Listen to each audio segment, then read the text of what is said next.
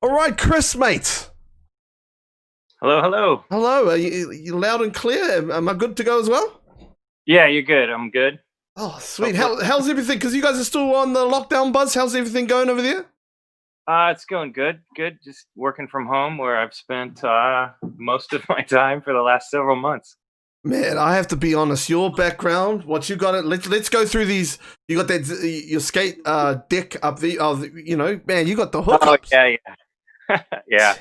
So that's just some of the stuff from. This is my office at home. So uh, there's like a Tony. Tony gave us these. The original team up top there. That's Rodney's, one of his signs from Enjoy. Another auto autograph from Tony, Bob Bernquist on a 411 video, Caballero, Soy, Jamie Thomas, all that kind Ooh, of stuff. look, Yeah, bro, fun. that's mean. Yeah, that's most of it's all up in storage. This Oh, is just the stuff, boy. what's some stuff you got in storage that everybody will go? What's the one Grail thing you've got, mate? Um, so two of the boards that I really liked from the first game were a Rune Glifberg board and a Jeff Rowley board. And the boards that we scanned for the deck graphics, I still have those, but I wrote them, so they're all shredded up, but Oh, they're signed, so I have those tucked away. And then I just have a bunch of other random stuff, some really cool photos. Um, I think that the funniest thing I have is a magazine from Romania. I don't, and some guys came up at E3, our big video game show, and wanted to do an interview. And they were from a Romanian magazine. And a couple months later, I got a copy of it in the mail after they had done it. And my headshot in the thing is like a half a page for this Tony Hawk article. I couldn't read any of it, obviously. okay. Um, my headshot's like a half a page, and then on the next page is like Tony and Kelly Slater and Matt Hoffman, and their pictures are all really small, so it's kind of funny. So I'm Man, huge in Romania. yeah, I know. Well, hey, whatever floats the boat. I think Yeah, Romania's one of those places that is like, I think they I have think the somebody best probably thought I internet was in the Tony and world. got it wrong. Oh, so yeah. Okay, well, dude. So how did you get? What was your? We'll start there. What was your first ever gaming memory, man? Like going back to when you were a kid. Oh, geez. So I'm old, and my I was broke when I was a kid, but my cousin had a lot of money, and I had one cousin with an Atari and another cousin with Intellivision, or ColecoVision actually for him. But like in terms of game, I mean, it goes back to before they were, LCDs or even video games, or they were like little wind up electromechanical kind of racing games and stuff like that. Yep. And Right. they were my cousins were like 5 years older than me, so there was kind of this generation of stuff that they had that wasn't really my time, but I got to experience that stuff first, and kind of I got to dig, like, working on little things I could do by myself, games I could play by myself that way, so that was kind of cool. Because did you grow up in California? Was that your thing? Yeah. Oh Yeah. yeah. Yeah. Was the arcades like how were the arcades in like growing up in California? Because in New um Zealand we had the shit stuff. We had all the stuff that nobody like. We would see stuff on the magazines, the CG, the computer gaming magazines, and we mhm. would see all that and we'd be like, man, that would be cool. And then we would never get that shit ever. Oh, It that sucks. sucked. Arcades here were great. The one So for us, it was everywhere, right? Like you would go into the laundromat to do your, wash your clothes or whatever, and there'd be three video games there.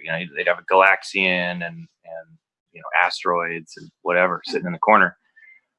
You would go to any given pizza parlor, pizza place, and they would have video games.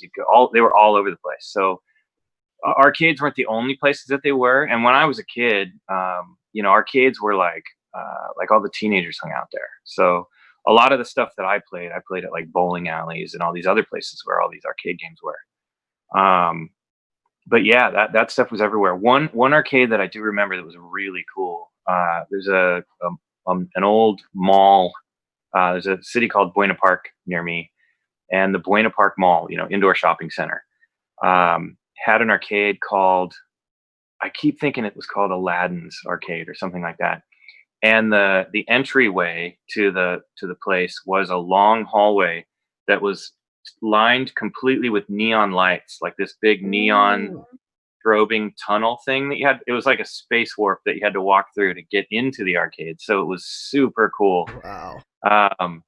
I've looked, online for reference of that place, and people talk about it on chat rooms and stuff, but nobody's got any pictures or anything, so that kind of bums me out. What was the go-to? What was your game of choice when you walked into the arcade? The first one you're going to? Let's see.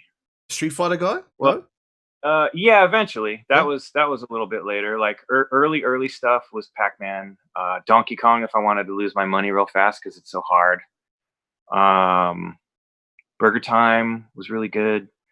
And then later, as I got older, Street Fighter was cool, but always crowded. And then Mortal Kombat showed up, and nobody knew what it was yet, so we were playing some of that. And then when we figured that out, that became a favorite. Like Mortal Kombat 2 was a huge favorite. My buddies and I went down to the convenience store and spent $25 or so beating the Ninja Turtles arcade game. That was cool. NBA Jam, we played a ton of that. You name it, all kinds. I've been hooked on games since I was a kid. So those ones you named were like the ones that we first got in New Zealand. Like they were like, that's when arcades started coming with the Virtual Fighter and Street Fighter. Well, Street Fighter World Warrior was the first one I can remember that was actually worth like asking your mum for some money. Like yeah. And then after that, and then it was kind of like, yeah, and then the other games started coming out when Acclaim kept bringing all their stuff out. We're like, oh shit, this is it. And then like the consoles just trying to talk over some shit. Like, yeah. What was the first console that you kind of had as a? Or did you have the whole Sega Nintendo type thing or? Oh yeah, mostly Nintendo when I was a kid. The very first thing I ever owned was called a Telstar Marksman, which is like a Pong clone with a light gun. It had a few different versions of Pong on it, and then just a little strobing bouncing box that you could shoot with the light gun, get it to change direction and register a point. Oh. And then you pretty quickly figure out that you can just put the gun in the middle of the screen and every hit registers. Oh man. Because so Nintendo, so you came up with Nintendo, was Nintendo huge in America compared to Sega? Yeah, it was bigger here. Yeah, Sega was number 2 here the whole time. It was opposite over here, man. Yeah. So we had basically Nintendo was kind of a name that was around because they had those little LCD pocket games that you could play. Yeah. And people knew it from the arcades. They knew Donkey Kong, they knew stuff like that, Popeye arcade game. And then when the NES, the Nintendo first came out, at least over here, that was like the video games reborn. Because prior to that, it was like the last of the Ataris were the last consoles. The 7800 or whatever was, this old dead thing. And there was a couple of years where there was just kind of nothing. People had forgotten about video games, and we were doing other stuff. And then that Nintendo came around, and I remember I was living in an apartment upstairs, and my downstairs neighbor kid was my age, and he got the Nintendo, and we were down there every day playing Mario. Every day. It was really cool. It was the first time you looked at that and thought that this kind of looks like the arcade, like actually kind of looks like the arcade. The difference when you're looking at Space Invaders in an arcade or on an Atari or, Pac-Man, like classic example of something that looked horrible on the Atari, but this looked like, he had Mario Brothers, and then pretty soon after that he got Kung Fu Master. And that was we played so much of that. Super cool. I know Yeah, That was it. It was always a Nintendo. you're. I'm guessing that you're a traveled man. You've been around the world. Yeah, been a few places. Have you? Did you feel some type of, or how can I, some spiritual coming over? Have you ever been to Super Potato in Japan? No, Oh man, I've been to Japan, but it was such a tight trip. No, I didn't get a chance. I went to Super Potato, and you know what Super Potato was, correct? Yeah, Right? I believe Yeah. so. Yeah. Oh my gosh, this thing was like, it was like walking into like I felt baptized. I felt like somebody baptized me in this pool of geekdom, and holy shit, I went to all three of them. And I had my kids with me, and I was like, "Come on, kids!" They didn't know what the fuck they were talking. Like, they're looking at it. I was like, "Look at this! This is a pink Dreamcast that only came out," and they're like, "Dad, we only play Fortnite." I'm like, "Look at them! Like you just don't understand." That bummed me out. Yo, and then I showed them the Virtual Boy, and they were like, "Oh, so it's like your Oculus?" And I was like, "Shush, shut your mouth! It's not like the Oculus." I think we still have. I got my dog popping in here. Hey, we got the cameo. Yeah, it's a big. You're on He's camera, a big buddy. dog.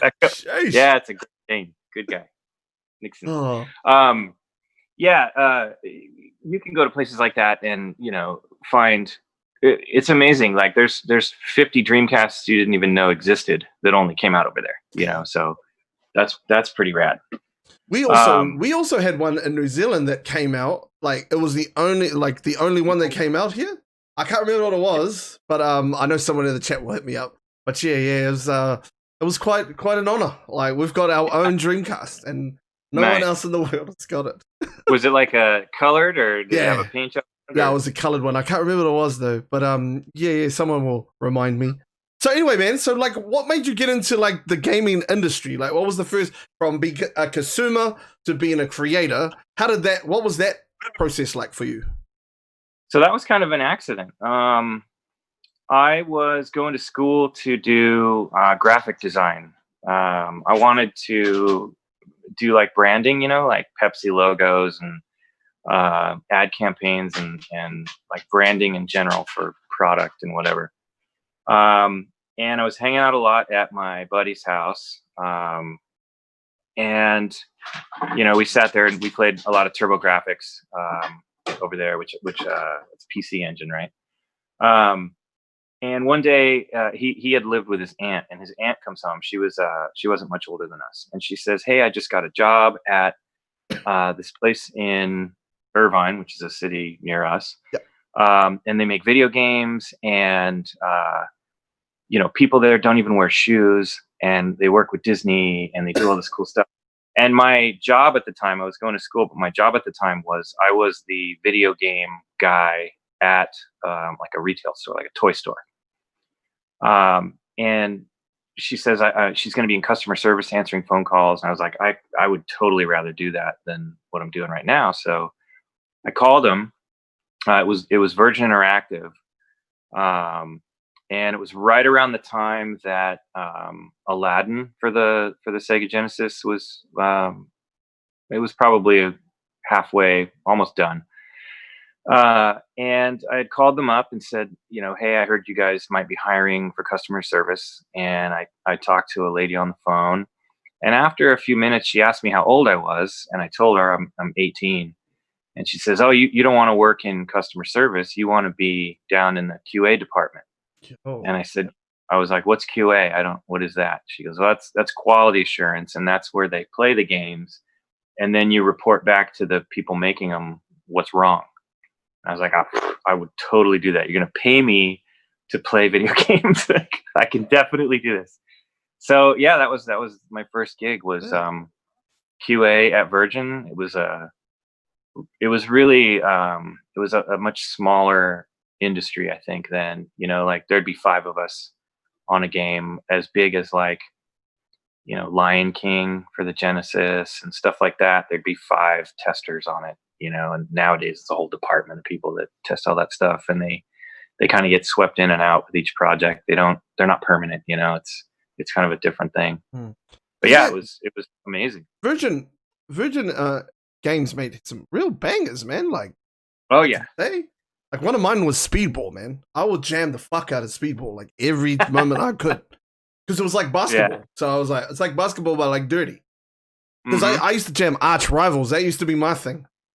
Oh yeah. Yo. That was another one that was next to the Simpsons arcade machine at the place with buddies that I was and you could about, if you knew the way to get it, you could pull their pants down, and trip them up. And you could cheat them. But Speedball was it was that mixed with and I used to watch not Blade Runner, the one with Arnold Schwarzenegger. It's Running Man or Total Recall? Running Man. That's the one. It was that mixed with basketball, and I was like, yep, that's me. And I used to just jam that. Were you a fan of Virgin games before you went there, or was it just the stuff that I knew of Virgin was Cool Spot. Remember the old 7-Up character? Yeah, they had done that, and I remember we had a demo of it at the toy store where I worked, and so that's kind of how I was a little bit familiar with them. But other than that, I didn't even know video games were made in the United States, to be perfectly honest. It's just one of the things you never even think about it. As a kid, I just play this stuff. I read, magazines and Nintendo Power and whatever. And I knew Atari came from here. But then as far as Nintendo was concerned, I just assumed all that stuff was made in Japan. Damn. And then you find out it's 5 miles down the freeway. Oh. And all right, cool. I didn't even know. I wouldn't have even looked if it didn't walk through that door with my buddy's aunt. Because Aladdin changed it's quite funny that you mentioned Aladdin, the power, it's quite serendipitous. The place that the arcade, and then all of a sudden you're quality testing Aladdin, but that changed the game, bro. Aladdin was up there. Yeah. Oh yeah. Virgin was in this big brick building, and you kind of walked upstairs and went through all these departments, and there's a lot of people sitting in their separated, areas and doing their thing. And then you go into this one particular room where all the testers were at the time. And there's, 10 people in a room that's probably made for 5 people. And there's just TVs and stuff stacked everywhere, and everybody's playing Aladdin. And so that was one of the first things that they showed me and tried to sell me on as far as working there. It had this new animation compression routine. So all of a sudden it looked like animation. It didn't look like a kind of a, jumpy video game. They worked with Disney animators to get this stuff going. And then they brought all that stuff over here. And that team was still there in the same building. The actual, the guys who eventually left and formed, they did Earthworm Jim, Shiny. Dave Perry and all those guys. They were still there. And they left not long after. Because I got a bone to pick with you, okay? Yeah. Listen, in my day, we could only rent, because I was poor. My mum was she'd give me, so I used to have to rent games out, okay? Yeah. And I rented The Lion King. And I have never been more frustrated and fucked off with the game than I was like, what the fuck, man? I didn't even touch him. The hitboxes were off, man. Why did you not protect us on that, brother? You were in charge. I definitely tried, man. I gotta say, I tried. You get to a point, I got to a point playing that game. That was one of the games, the Genesis version specifically. Yep. Where before speed running was a thing, you just played it so much that you could memorize every bit. And I remember the second or third level was the level where it was all crazy colors. Yes. And your graph heads and stuff. You're taking me back. And I remember that was a nightmare. But I got to a point where I could just rifle through it. And I actually found I found a crash. You could get the character down into this little spot and lock the whole game up. Have to turn off the Genesis and be done with it. And I'm pretty sure, I don't remember the specifics, but I'm pretty sure it's still there. I'm pretty sure they told me they couldn't fix it because it was too late. Yeah. And they were going to, that was a big deal because there was this big fight. Our department was like, you can't put this out, because they were going to pack Lion King into the box. So at least over here, when you bought a Sega Genesis, you could buy the Genesis with Lion King in the box. Oh, wow. Yeah. And so they had, I don't know, they were going to make 200,000 of those or something. And they're like, you cannot put this in a box if this thing comes out and it's going to crash or whatever. And they did. But, it's funny. God, all this stuff is coming back. They never really found my bug. That wasn't a problem. But apparently when they made those, in order to make that many carts in enough time, they had two different manufacturers. And one of them was, I think, down in Mexico. And another one, I forget where they were from. One of those manufacturers got like a bad chip or something for their carts. And when you would pop it into your Genesis, if you got one made in that factory, you just got a black screen. So a whole bunch of them got returned because they didn't work. And so they ended up with this bummer problem anyway. Yeah. Oh. But back then, they just replace it, send you a new one. So I'm gonna give you a little peek into my past, okay? Chris? Okay, I was a naughty kid growing up. I was very naughty. Not naughty, Sure. I was a bad kid. Like I would find ways to cheat the system. Not in a criminal way. Well, I suppose this one I think. Yeah. So here we go. Okay. It's 1994. There's little Timmy and he gets Dragon, the Bruce Lee story. Okay, from the video shop. Okay, and it was so good. I took the actual card out of the cartridge that I rented, and I put my old one. I don't know, it was some trashy game that I had. I put it in there, and I gave it back so I could hold it for the whole week, right? Thinking nobody's gonna get this out. My mum got a call, and the police were involved, and I got in trouble. And but I got to play the game for an extra like 3 days. It was the best. Oh yeah. I love that game. That game was my jam, yo. I love Bruce Lee growing up. You just say, I don't know what happened. Yeah, I have no idea. What are you talking about? That's crazy what you're saying. Yeah, I was like, who would? And then I was like, I just came clean. I was like, yeah, nah, I just wanted to play this game again. And man, we call, when your mum gives you a bit of a slap around in New Zealand, we call that getting a hiding. All right? Oh, nice. And I got a hiding for that one. I got a good hiding. Yeah, I can imagine. I walked a little funny because she had to pay a fine from the video. It was like a $50 fine for tampering, and I was like, "Oh, my bad." That game was cool too. Like, there's some really cool games that came out of Virgin. You played the Genesis one, then? Is that? Yeah. Okay. That was the one I remember. When we were doing that was the first, maybe the only Atari Jaguar game that Virgin did. So while I was at Virgin, that Bruce Lee showed up or not, obviously didn't show up. The game itself showed up. Yeah. On Jaguar, and that was one that we put out. If he did show up, what a story that would have been. Well, yeah, that would have been a little impossible, but fine. In 1994, you're like, wait a minute, is that Bruce Lee he's coming? He heard about some kid in New Zealand tampering with games. He's really pissed off that people are trying to swipe his game. But my all-time favorite, and it's a very niche game because I love boxing, was the Muhammad Ali game. That was the first time I played a game and it had like a progression system. Like you could, you like I didn't really see that in games. And like you'd go and train and it would raise your bar again. You didn't say that in a sports game. That was my first one. One of the early ones that I remember, and I don't know why I got a hold of it, but I think EA made it. It was called 4D boxing, and it was the same type of thing that got me hooked on it. Was the progression. You would train, you would climb the ranks. If you lost, you'd drop down. You'd have to become a contender so you could get the title fights. That was really cool. That was fun. I like that stuff. Yeah, and then me and my mates would just jam out every day. We'd just be like, yo, let's get it in, and then you'd have your career mode guy, and then you'd fight each other. It was awesome. Mm-hmm. Yeah. So I know. Let's get into Tony Hawk, my friend. Sure. Yeah. Let's do this. My all-time favorite game is Tony Hawk. Like awesome. All time. Tony Hawk 1 and 2, and a little bit of 3. Just a tiny bit, not much. Sure.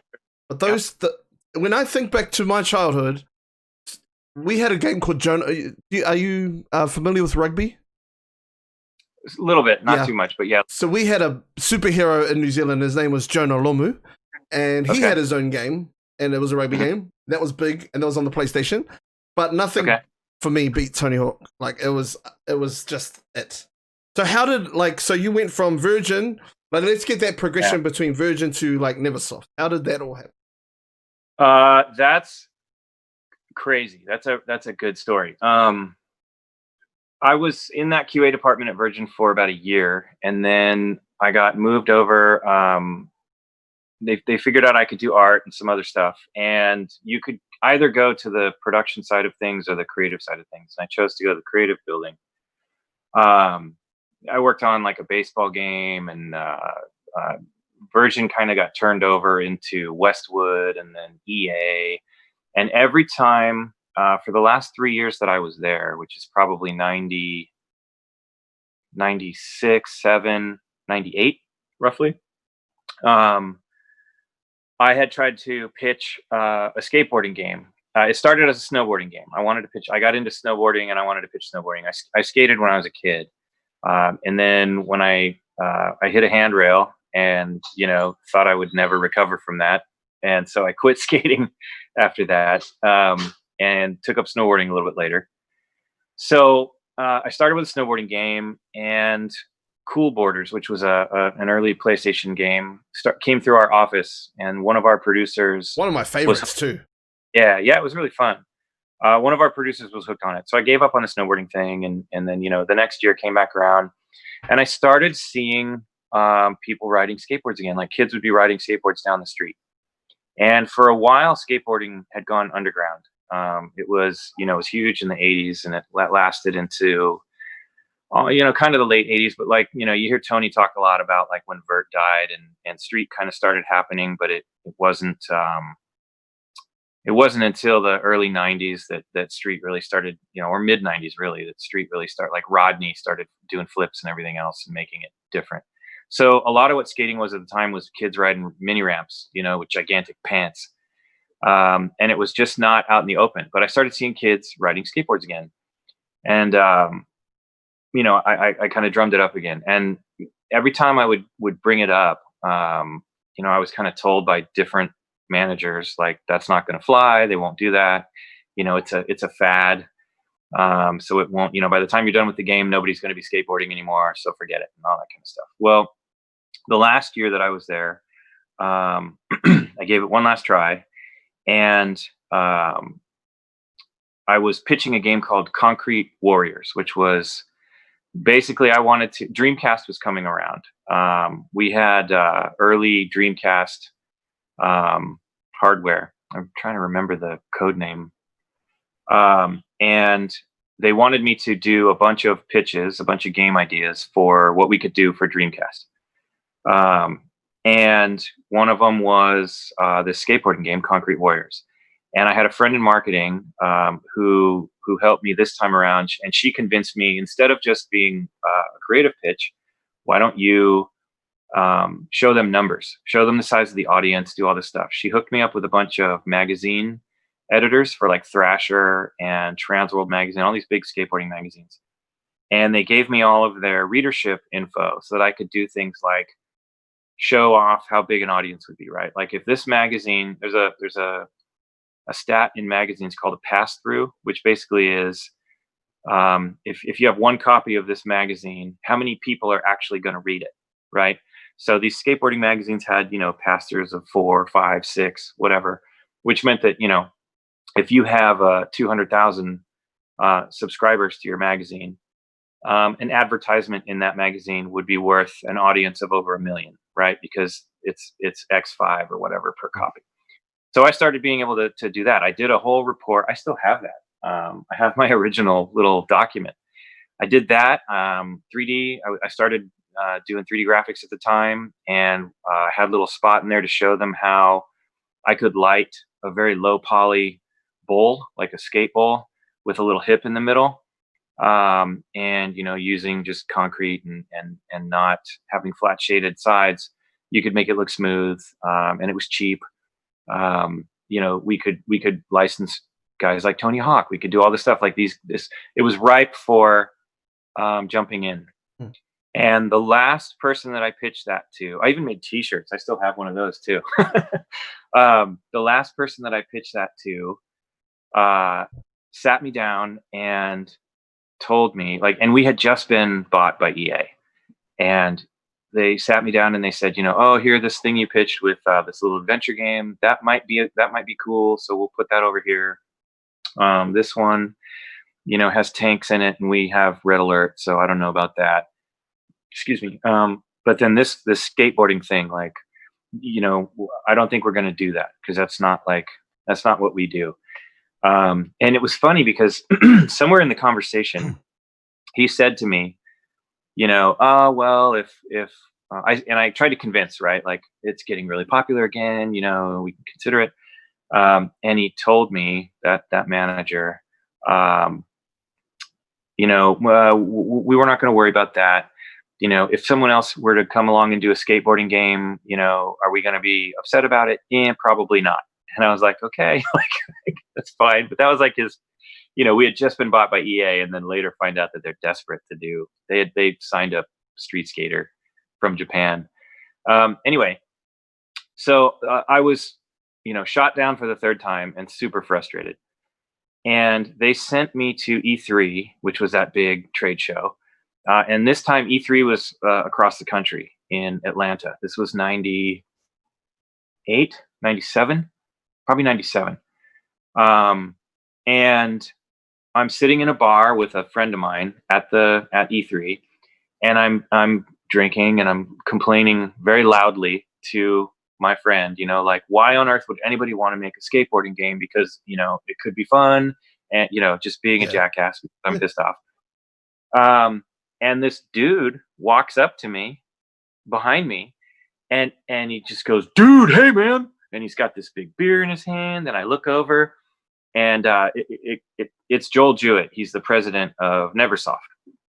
And I had no idea who Neversoft was at the time, or this guy. He's a giant handlebar mustache and a big puffy camping jacket, and just loud. Dude, man, dude. Every other word out of his mouth is dude. And he goes, you want to make a skateboarding game? And I was like, yeah. Like, who are you, man? Like, you came up behind me. And I go, yeah, he's like, you're here for E3? I said, yeah. And he said, we're me and my company here, my team behind you. I look behind me, there's like 6 people sitting at the bar. They kind of wave. And he goes, we're going to make a skateboarding game. We want to make a skateboarding game. And I said, oh, that's cool. And he goes, do you actually know anything about skateboarding? Because we don't know anything about skateboarding. Wow. And I go, yeah, man, I know I'm huge. Like, I'm a huge skateboard fan. And he was like, oh yeah, man, dude, you're going to have to, like, you want to talk to us or whatever. Like, can you do 3D? He's asking me these questions, kind of a little shotgun bar interview. Yeah. And I'm just so, like, what are the odds? Like, this random guy comes up to me, and I didn't think too much of it at the time, but he had told me that they had a top skater machine across the street from their office.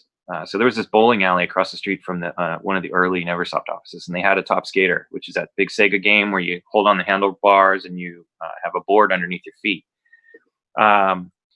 And that was kind of their reference. And he goes, we're trying to talk to Activision right now and see if they'll make a skateboarding game.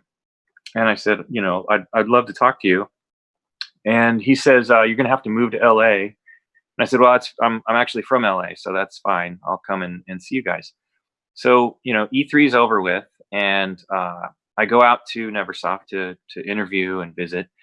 And it was on a Saturday, and they had some people come in on Saturday. They had some Activision people come in as well.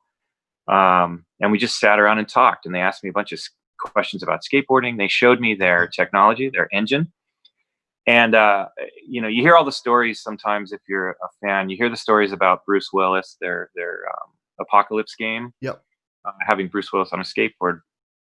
Well, they had him strapped to a little skateboard. But this is kind of even before that demo thing. So they were still working on Apocalypse. And one of their design guys they were kind of showing me how powerful their tools were. And he pulls the ground up, he pulls some verts up in the ground in one of the Apocalypse levels. And he has this little, Bruce is like stiff, and he's standing like he's on a skateboard. And then he kind of moves them back and forth. And there's no physics or anything yet, but he can, follow the curves of the ramp that he just made.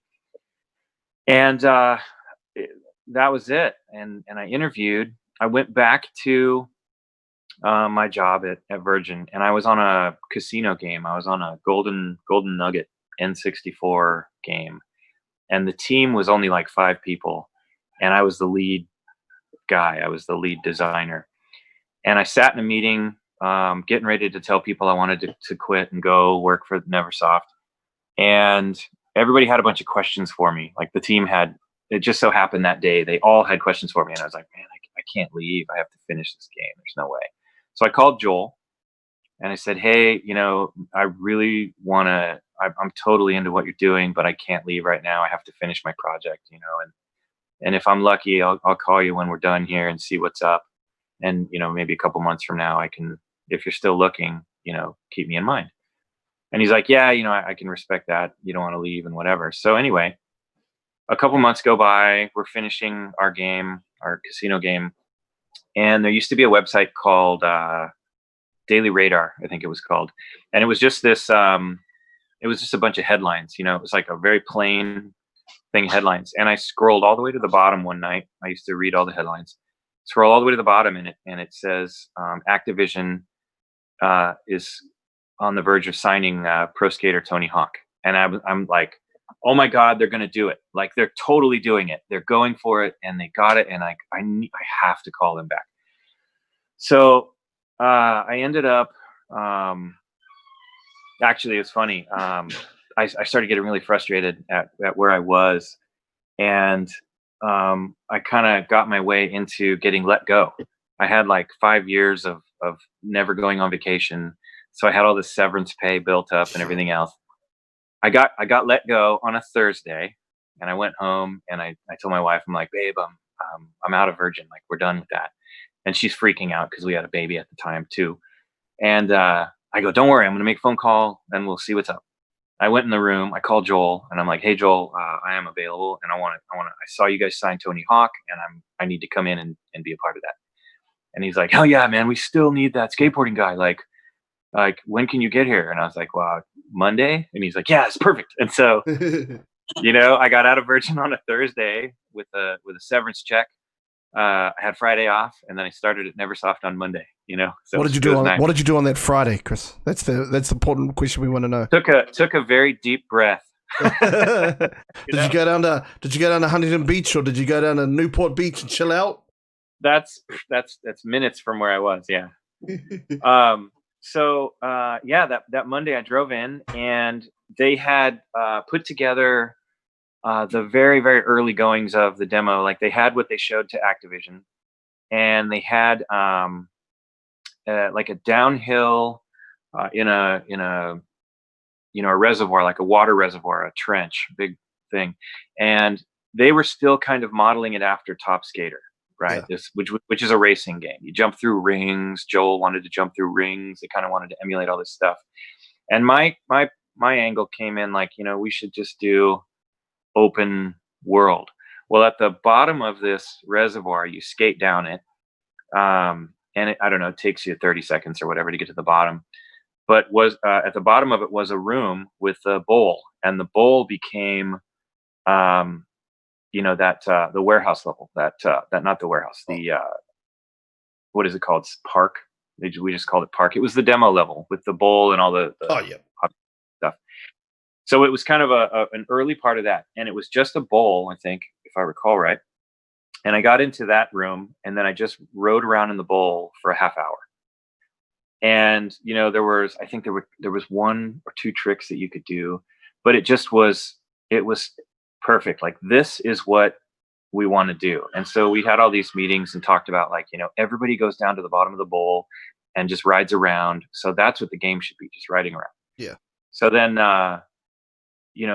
early on it was a lot of figuring out what the game even was. There was no rails. You could snap onto a rail with no balance, and it would just kind of take you on a line. Okay. And so I brought to the table stuff like balance. Like, you need to be able to balance. Like, we need a meter where you teeter totter back and forth, and if you get to the edge, fall off. Because the whole point of a rail is to balance. So and we needed more versions of it. Like, we need like lip slides and board slides and all these different grind tricks you could do. You can do all these different tricks on these rails, and they're like, oh, cool, whatever.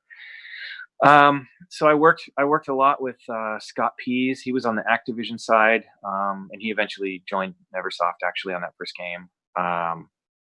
And we kind of went from there. Added all these tricks. Added lip tricks like inverts and stuff like that on different obstacles.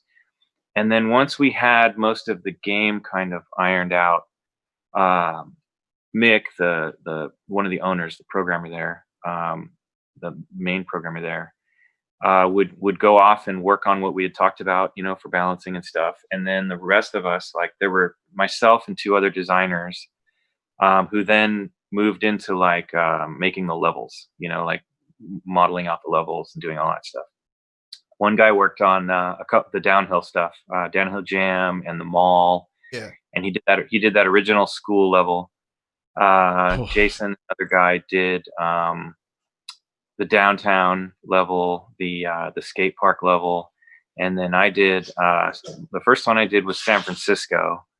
Those the streets one. Yep. Yeah, streets. It's the first one I did, and then I did the Roswell, the secret. Oh yeah. Secret level. Yeah. And it was all kind of a big learning experience, like I shifted from doing the game design stuff to the level stuff. And then, when we did the second one, it was kind of more of the same. Like Scott and I sat down and went through a bunch of different things. And then I think I did more levels for that one. I did Venice. I did School 2. I did Marseille. And then I worked out a bunch of the scripts for like contests and stuff, so that all the contests felt the same. And that guy? I got a bone to pick with you as well. There's a couple of runs I've had, and I'm like, yo, that's 99. That's 99 right there. Yeah, man. Like, so the downhill and the Mall one from the first one, was that kind of like to say, hey, this is what it feels like because that was, that's from point A to point B and then it's finished, right? So yeah. Was that like kind of like you guys kind of testing out, hey, this is what it likes. Your original idea was the race type thing. Yeah. So downhill was done by a guy named Aaron Camerata. And Tony actually really liked those levels. Like that was one of his favorite things, was like, hey, I really want to keep doing these. So Aaron did that Mall and the Downhill Jam. And I remember at one point in the making of the physics for the game, there's a jump in downhill where you come off of like a bump, you clear some air down a hill, and then there's like a hole in the ground, and you hit a ramp underneath it, and then you kind of come rocketing out of it. And at one point in the physics, there was a little bit of variance in there, and you could hit the ramp just right and just launch perfectly onto. I don't remember what it was that we were hitting on the end. You could get yourself up and onto like the cliffside. Wow. And it was really cool. So we just sat there doing that, and that was like the most fun part of that level. But those levels, the problem with those is the other levels you could run around for 2 minutes, and those levels, I think you could get down to the bottom in half that time. Like you could get there in I think 30 seconds probably. But with the way memory works on the PlayStation, there's just as much geometry and everything involved in making a level that only lasts 30 seconds as there is in spreading it out flat and letting you explore all over the place. Oh yeah. So we all kind of decided, like, well, we can't just do a bunch of these. Like, we have to do these open world ones. And then Jason was working on his downtown one, and that was a lot of fun. That was the first time that I played something where he had done like a little secret area. I remember you could jump through a window and kind of go up to the roof and then jump across the roof on one of those spots. And I thought that was really cool. I was really into like Easter. Oh, that was another thing, like the special moves and stuff. Yeah, because it was like Mortal Kombat, right? Yeah. So that was the thing. I was a huge Mortal Kombat fan, and they had started talking about signature moves, and I think it started with Bob Bernquist. He had done the one-footed Smith grind. Yeah, I remember that in real life. Yeah, and he did it, and if I recall correctly, I think it was a mistake. Like I think he had kind of slipped, and his foot came off, but he kind of pulled it back in, and he did it, and it was like, oh my, and started doing it kind of on purpose. Wasn't that the X Games before the 900? I remember there's footage. Well, there's footage of him doing that before this. Oh, okay. Before all that, like a home video type of footage, old footage of him doing it on a ramp. And so they said, like, we need like a signature trick for all these guys, but they weren't all really known for a signature, right? So some of them we made stuff up. All of that stuff now are real tricks. Like at the time, wow. We gave Jamie, I remember, Jamie was one of the skaters who was the most involved. He was in the office quite a bit because he had hurt himself. He blew up his knee or whatever it was. So Jamie Thomas, you mean? Yeah, Jamie Thomas. And he would come down and go over a whole bunch of stuff with us all the time. And the signature move that we gave him was a 540 flip. Yep. And people can do that. I mean, it's nothing now. Like people are doing it all the time. And I remember we used to sit out in front of the building, and he would be practicing those, like trying to get them to happen for real, because he knew that when he went to a skate park or something, some kid was going to ask him to do it. And if he couldn't do it, then, oh, it's all fake video games or whatever. Yeah. And he didn't, he's so dedicated. He's like, I don't ever want a kid to ask me this and not be able to do it. And he was so into it. Muska had done that deal in one of his videos, the Shorty's video, where he had the boombox on his shoulder when he did the handrail. So we did that. We put that in there. But then the thing was, they just wanted that to happen. When you jumped on the rail, they wanted that to be like what your skater did. And then, so when we came in, or when I came in, it was, like, we need more tricks and stuff. And the special moves should be like hidden combos, like Mortal Kombat, like fatalities. And, you hide it, and then you tease all the video game magazines. I mean, this is, the world is a different place when we made that game. There's still magazines with giving away secrets, and you couldn't just, jump on and rip everything out of the code right away and immediately release it on the internet. So there's no surprises. Like it was back when there was still kind of that magic, that could be found. Yeah. So, and Activision went full on with it. We had all these stickers that they were giving away for all the different skaters. And on the back of it, you had the little move combo to get their move done. And yeah, like all that stuff happened. Tony did, God, the game was pretty much done. And Tony did that 900 at the X Games, and it set the world on fire. And so we got a call immediately, like, I think that night, hey man, Tony just did the 900. Can you guys put that in the game? And here's a funny story. So the one guy, we had one animator on that early version. And he was like, yeah, I think I can do it. And so he actually ended up animating that 900. It crammed it in, and we got it like right before, I think it was a day or two before we were submitting to Sony, for the final stages. When you're done with the game, it still takes like 2 months for it to go through Sony and get tested and get manufactured and whatever, like the two plus at least. But I remember that animator did all of the animations in the game. And I remember there was a big deal. There's footage all over the place of Tony in the motion capture suit, doing like, oh, we use this latest motion capture and everything else. That was all fake. That was all completely fake. Oh. We did that whole it was at Skate Street, which was a skate park down near the office. I think ESPN came out to like do a little feature on it, and it was going to be like, oh, all of the latest moves in skateboarding and whatever, and here's Tony Hawk, in a motion capture suit, and Tony's in the suit, and every time he does a trick, like some of the balls fall off of his suit, or then he'll knee slide out of something if he doesn't pull it, and he's all panicking because he thinks he's crushing all these balls and whatever, and all of that stuff ended up just being kind of a publicity thing. That whole first game was animated by hand, like by one guy. Man, that's crazy. And you only had like Yeah. 2 days, right? Like For that move, yeah, for that 900, I think he got it in there. oh, I think it was a couple days later, and he's like, "Here it is," and it looked awesome. It looked just like it. It was super cool. So that was that was last probably for sure.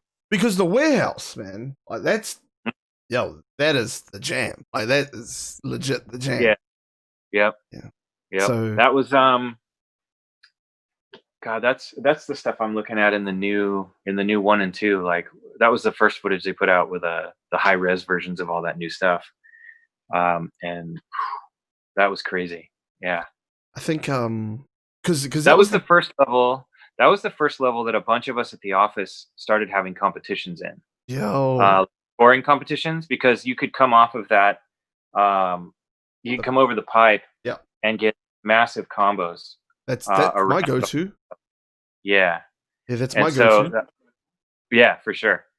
So that was that one was done. I think that was a Jason Wada level, guy who did Downtown. I think he did that one too. But that was the first one where we really started getting competitive. Myself and that animator, we were probably the best ones in the office in terms of like high scores and stuff. I had developed the claw, like I held the PlayStation controller with my finger hooked on the triangle button, and you just never ever let go of the triangle button, and so you could just snap all over the place and do all the tricks you needed, but you never let go of the triangle. Oh, look at that, the inside. The inside. Yeah, that was the insider. Yeah, for about 5 minutes until a million kids got a hold of the game and just blew us out of the water. Yeah. Well, the demo. Well, that was the first thing for me because it was on the demo. Yeah. So there were two over here. There were 2 demos. There was the one came out on a Pizza Hut demo disc, which was it's a takeout pizza place here, and at the time I think you could sit in one. And then the other one was the PlayStation Jam Pack, and that was the one. That was the one we got. Yeah, the Jam Pack. So you got the one with the warehouse. Yeah. And then the Pizza Hut demo was God, what was the name of it? It was the one with the pool. The other indoor skate park level. And that was the level on that very, very first one. That was the one that got Sony all excited when they saw that. They played it and we want to totally support this and do all that stuff. That's cool, man. That's because that was my first. Like I remember going. We had like a department store, and I remember going in and seeing just that demo, and it came out on a PlayStation magazine for us. So that's how it was here too. So we would get that, and that had a couple games with it as well. But did that have like Crash Bandicoot or something on it also, or like Final Fantasy? I remember there were demos, or one of those demos had Crash Bandicoot. One of them had Final Fantasy, I think.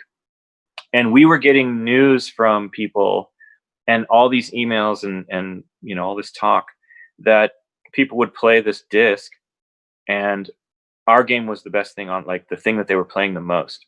And that was that was one of the first times that we realized, like, oh man, we knew it was really fun. We could tell it was really fun, but we didn't expect it to be, a hit or anything to that extent. But then when people are telling you like, oh, this new game from Sony, like Crash Bandicoot or whatever, or this Final Fantasy demo is on, and Final Fantasy is one of the biggest franchises of all time, and people are only talking about the Tony Hawk demo, and wow, that's something. That's pretty cool. I think it was around just the pickup and playability of it. See, with the Final Fantasy, because I do remember that now, that you'd play the first little bit in Midgar on Final Fantasy, and then that would be it. And that was cool because you were like, oh, I like the way that the combat happens. But I would always go back to, that was me. Like I was like, that's cool. I'll play that once. But over here, I could play it over and over. And then my mate was playing it, and we would like talk around, how much did you get? Do you know that you could jump over? Do you know that this is happening? Yeah, that was a key thing. That was a key thing when we were talking about, those real early tests where you went down a trench, but then you got into the building with the pool in it, and everybody spent their time in there. That was the first time that I had. It really occurred to me, like as a designer, that the goal was really for you to put 10 people in the same room and watch them all play 10 different ways, Mm. you know, and all of them had a lot of fun. And if you can just do that over and over, and it's never the same thing twice, or even to the point where, you know, you start trying to realize like, ooh, I think if I go fast enough, I can just catch that ledge and then I can keep going. That's the type of stuff that really had us start to think like, oh, this is really fun. It's almost like a platformer. But then it has all, you know, it's got tricks, and you can change, like just jumping from one platform to the next isn't the only thing to do. You know, it's like you have 10 different ways to do the jump, and they all look neat and whatever. But yeah, that was one of those moments where we figured out like, this is pretty cool. Because I think like Tony Hawk 1, because the first Mhm. like it was I think like without the manuals, it made you have to be very, very creative on how you do things. Like don't get me wrong, the manuals was the cherry on top of the ice cream sundae, man. Yeah. It was the shit. But Yeah, for sure. But like, you know, you had to kind of like position how you come off that first ramp on the warehouse so you can catch that rail on the other side, and then, you know, like, and it was very like, even though it restricted you, it still made you go, okay, I kind of have to be like, I have to be a little bit strategic on things. Whereas the level of you could make a mistake and go straight into a manual, and then you could kind of save yourself. You couldn't do that on the first one. That's what I liked about it more than anything. Yeah, it had that. That was kind of one of those aspects where, you know, we had kept those levels looking like somewhat like real life locations, right? Hmm. And but they were just tweaked enough where you were looking at them in different ways. Like, how can I get up there? How can I get over there? How can I keep this going? What two things are close enough for me to hit them both? You know, that kind of stuff. And that actually ended up, you know, after we were on these games for quite a while, and I think people that were playing them obsessively too, everywhere you go, you would just start seeing the world as like Tony Hawk levels, you know, like, oh, look at this planter over here with a slope on it. You know, it has a transition, and I could get up to this and whatever. And so I mean, we'd go everywhere and like start seeing the world as a Tony Hawk level. And that's when you kind of, you know, too, like, man, I need to take a breath. Yeah. Like I need to back off. Man, I was I went I've traveled the States quite a lot with basketball, and we stayed in Carlsbad. And Oh, okay, yeah. for me, being a Tony Hawk guy, I was like, man, this is where this is the gap is. This is all this, and I was telling my mates, they're like, bro, shut up. And then we stayed in Encinitas, and then I was like, yo, this is where Tony Hawk lives, man. I hope I might see him out doing his stuff, but I didn't at all.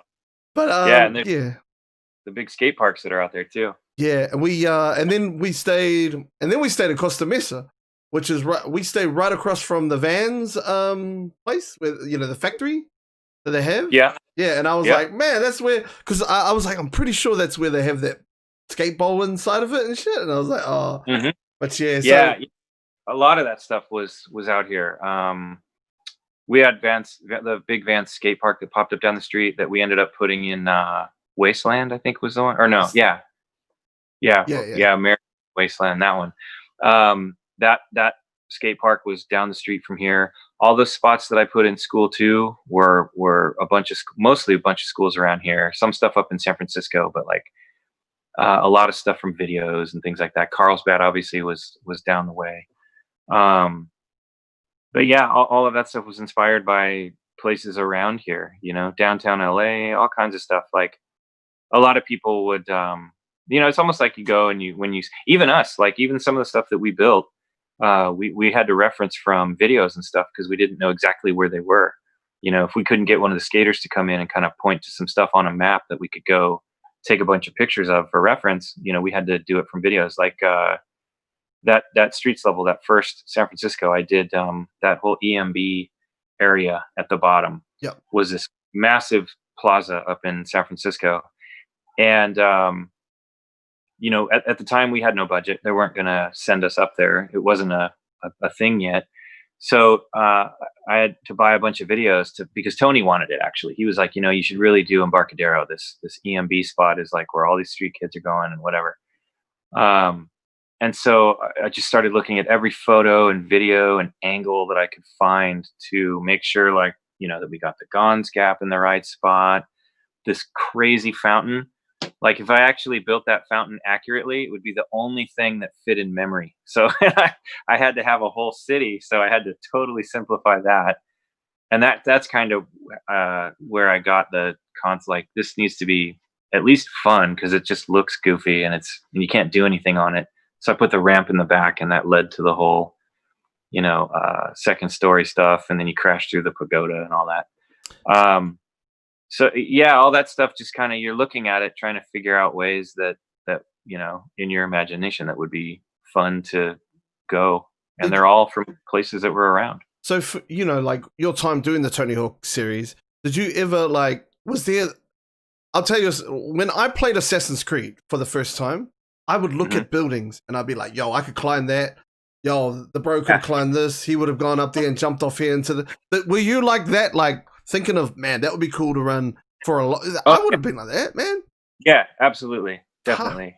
Everything we looked at, would give you ideas. Like you would just go and see, you could just go see interesting patterns of stairs and be inspired, like, oh, the way that those stairs go to this flat deck and then these rounded ones come off the bottom, like that's two gaps if you do them both. Or if I put something back here to give you speed, then you could clear the whole thing in one big gap and, get double points for the whole thing.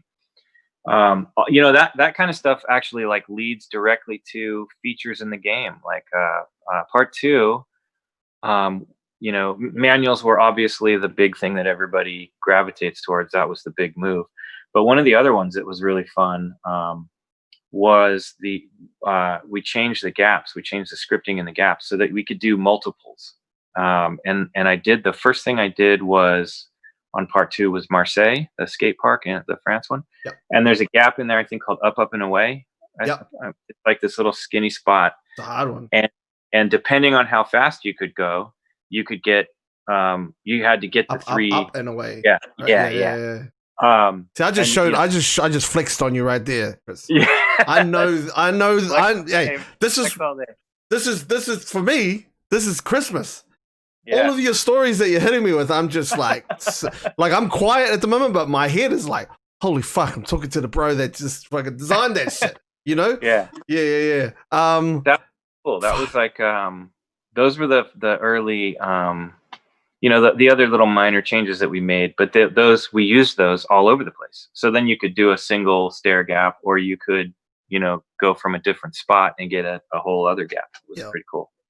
But I in terms of so the cast and the characters, was there who was in charge? Was Tony the guy that was like, yo, you need to get this guy, this guy, and this guy, or this chick? That started with Tony. So Activision signed Tony, which was realistically there wasn't another name you could have signed. Tony was and is, he's the face of skateboarding for pop culture, right? Even prior to, he's most famous for the video game now, but even when I was a kid as a skater in like the mid 80s, he was number one. There were a couple other names that both kind of fell off for different reasons. One of them was Gator. He murdered somebody and went to jail, and that was obviously bad. The other was Hosoi, and Hosoi, him and Tony would go back and forth at these contests and had this kind of, like amongst their fans, like Hosoi was kind of the punk rock side of things, and Tony was kind of the formal side of things, the surfy California kid side. And so you were like, Camp Hosoi or Camp Tony, but Tony was the name. And so, everything started with him. They signed him. He had suggested, God, I want to say he brought in all those guys. He brought in Bucky, obviously, because it was on his team. He brought in Andrew Reynolds because he was on his team, and those guys were like at the top of their game. Bucky was getting as technical as Tony, and he was doing it in a different way. Andrew was like, one of the best street skating names at the time. But as far as common household names, nobody knew who they were yet, but skaters did. And that was Tony's goal, really, was just Tony wanted to make a game that would make skateboarders happy. And the developers, we kind of went both directions. Like for myself, I definitely agree with Tony's approach. I wanted this to be, make skateboarders happy. I don't want it to be goofy like, some of the old stuff that was made. I want skaters to take it seriously and know that people who knew what skateboarding was made it. But also I want to make a fun video game that like everybody can just have fun with, and once we started playing and having a lot of fun with it, you could tell that it would be that way. So, it ended up being that perfect blend of like people who don't care about sports. There's a whole big contingent of people they don't really care about sports, but this was outside of that. So it was kind of like a sports game that they would consider playing because it was a platformer and whatever else. It had all these fun secret mechanics, and game junkies would just play it because it's, they would give it a shot, and it turned out to be fun and fast. And then skaters, we actually had a bunch of skaters buy PlayStations to play the game because it was the first thing in a long time that was true to some extent. It was an arcade game, but true to skateboarding. Like it was a love letter to skateboarding for sure. It was. But Tony Hawk 2, if we could just stay on that for like we'll just kind of focus on that. Because the manuals came out when we had a little chat about that. But also like switch and nollies came in there. Yep. You had the double tap tricks like left, right, and stuff like that, which were quite cool. Was there anything else that you guys wanted to get in, but you had to wait till 3? There was I built School 2, and one of the first things I built in that level was that Leap of Faith section. Jamie Thomas had done it in real life. Yep. And we had manuals working. We actually were talking about manuals at the end of the first game. Scott Pease and I were watching videos of like Daewon Song would do all these manual tricks. And we had talked about like, that would be a perfect way to kind of connect stuff and whatever. And then when 2 came around, it was just a matter of like figuring out how we wanted to make it work. Like down, up, down, nice and easy. And it just kind of worked out really well. But then, so I built School 2 in that Leap of Faith area out in front. And I wanted this mechanic where you had to like hit the button when you hit the ground so that you would almost compress. Otherwise you'd just splatter, Okay. And so it was like this, it was like a hard landing, or whatever, that you had to like time a button press. And it didn't come out great. And that might be one of the only places that I used it. I think it was distance based. If you had a certain distance, it would trigger, like if you tried to jump off a roof or something. But if you were too high, you just wouldn't pull it. But it almost became like, that was one of those things where you do it and then you realize it's kind of too hard, like interrupts everybody's flow. We introduced, what else did we introduce for 2? The money, picking up money and using that, because we had the stat points in the first one. Yeah, the park editor as well. That was a big deal. That was done by one guy, program guy named Ryan McMahon. Was a junior programmer. It was like Neversoft, I think was his first job. Came in and described what we wanted. And that was a crazy thing. That was like working with memory and everything else to make sure that, because every part that you actually build, every piece that you build technically stays in the game, right? Like when we build a level, all of the stuff that you're looking at is like, it's a shell, right? It's just a painted shell. There's nothing underneath it. There's nothing behind it. If I have like in Venice, for example, those tables, all the angles on them, if you were to lift that table up, there's nothing behind it. There's a hole in the ground. It's just an empty shell. But the skate park, we had all these memory constraints, because every time you built something, like, you'd have a block of cement or whatever with a ramp on it or a little piece of a rail, and you could, stack them up and dig holes in the ground or whatever. It's kind of like Minecraft, like up and down type stuff. Every single one of those was from all sides because it was a whole piece. So if I stacked all these things on top of each other, they all had the backs, the bottoms, the sides, the whole 9 yards. And so you would have you would build this park that didn't feel very big, but it ate up all the memory.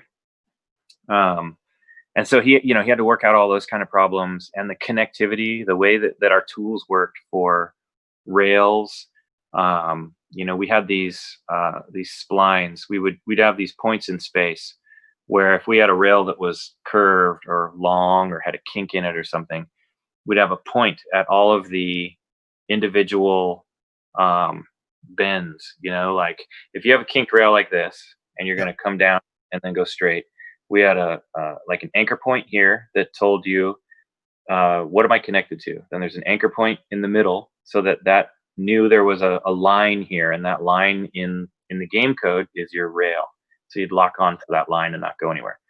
And then another anchor point at the end here. So this one little thing has these 3 anchor points. Well, the skate park editor, every little piece had its own set of anchor points. So anytime you put them together, it had to be smart enough to get rid of this extra one and merge these together. It was really complex, man. It was that was a massive undertaking, and it turned out so good. Like, it was really cool. I used to try to design. I would design some stuff and then do it 2-player with my mate, and we'd do like little tag team. Like you go low, I'll go high, and I'll man, it was the best. We would just design everything. Super cool. How was it getting Spider-Man in there, bro? That was cool. So Neversoft also did the Spider-Man game, and that was part of how that all happened. So when I got to Neversoft early on, was it the Apocalypse guys still kind of wrapping that stuff up, and the Hawk game was kind of the new little thing that we were doing.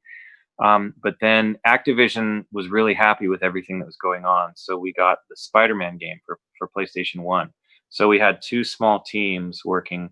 The first Tony Hawk game, I think, was like, if you include Joel, because he was really heavily involved, I think it was like maybe 10 or 12 people that did the Tony Hawk, the first one. Yep. And the Spider-Man game was spinning up over here. And so the studio then, after when 2 came around, we were obviously heavily involved, and the Spider-Man game was a hit. And so they basically kept that Marvel license open and brought Spidey, and we were like, we can totally do tricks with this. We can keep him away from his board. We can do all this stuff. So then to go even further, the first game had 2 secret characters. Had Officer Dick and that animator who did the 900 really quickly for us. Yep. So that was like 0 hour, right? Right before we had finished. In the same meeting, Joel goes, "Hey man, we got another surprise." And he shows this, that animator shows us this full separate character that he worked on that nobody knew about. Nobody on the entire team. And so we were like, she's got, her own moves and on a model and the whole 9 yards. But they didn't have like endings, right? Like you would beat the game with a pro and you get a video and whatever. Yeah. The next time around, like the secret characters were like full on secret characters. And with Spider-Man in particular, they went full blown. So Tony, I forget who it was. There was a guy who was like the official live Spider-Man for Marvel, right? Like if Marvel did a comic book event, and Stan Lee was going to be there and whatever. And if Spider-Man was there in person, it was this person's Spider-Man. And he had this official suit. This, at the time was like expensive, and it was one of a kind. And they decide, hey, we want to get Tony to wear that suit and do tricks. And so Spidey can have an end video. And so Tony got in it, and also there's street skating in there too with Spidey, and that's Chris Markovich. He's another pro skater who was a friend of Tony's. Well, they would put the suit on, and they couldn't see out of it, which is dangerous. Yeah. It wasn't really made for doing that kind of stuff. It was really whatever. So they not realizing how unique or specific this suit was, they cut the eyes. They cut the eyes out of the suit so that they could see, and they basically like wrecked the suit. Oh shit! Tony was always worried, and you'll see in those videos, I think Markovich is wearing knee pads, and he never wore pads. But they had told him, like, you can't wreck the suit, you can't do anything to the suit, so they wear pads and everything to make sure they don't grind it up. But then, they couldn't see, so they cut holes out. Wow. And I remember that was a big deal. Everybody was like, "Oh my god, he cut the suit apart!" But it was cool that it turned out awesome. You had Spidey as a secret character. You would beat the game with him. You got his own custom video. We got it up now. There we go. Now watch if you go to the close up. So this is Tony. This is all Tony. I mean, you can see the difference between the two. I think Tony's a foot taller than Chris Markovich. Yeah. But if he gets close, eventually you'll see that's Tony. That's Tony. Yeah. And there he is on the. He was worried about that, putting the hands down. He kept putting his hands down. And he was like, "Oh man, I feel like I'm going to shred the hands in the suit." When they show his face, this is Markovich right here. Yeah. Totally forgot about the saying until you reminded me of this. When he puts the head on, yeah. So when you see him, if you ever, I think they talk to him at the end, and you can see kind of the eyes cut out right there. You can see the eyes cut out right there. There he goes. Totally. It cut him right out of the middle. So that suit had like full on, Spider-Man eyes. They were white. The guy would have a handler or whatever, but they weren't. It wasn't made for you to. Look at that. It just gashed him right out. How cool is that? Like. This is the guy whose name is on the cover of your now super mega hit video game, and he's going above and beyond to do stuff like that, right? And that was awesome, super rad. Yeah, and like for us in New Zealand, like we got the Marseille. There's a cereal in New Zealand called Nutri-Grain. Yeah, and it was there. Like you buy some Nutri-Grain. That was the demo. Yeah, you get the demo, and I would yell, and I found out, and also, you guys ran a competition. Yeah, up in San Francisco. Like an online one. You remember you put the code in? Yep. Yeah, we couldn't do that in New Zealand. It didn't count, so I tried multiple times. So we put, I did that Marseille level, and that was the first thing I did. Thank you. That's super rad. We did that and did the demo, and I think in the demo version, I didn't have the secret area yet. Like there was you couldn't knock down the wall and go to that little side spot. Yeah. You could do that code, right? And you could submit your score or whatever to this bigger competition on the game, and then that all culminated in this big party in San Francisco. So we went up to San Francisco.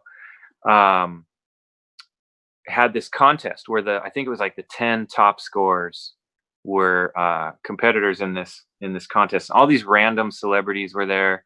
Like Sum 41, the band, they played. They weren't a name yet. They just kind of Activision brought them in, and they were going to be new and whatever. So that was their kind of big break, or one of them. Yeah.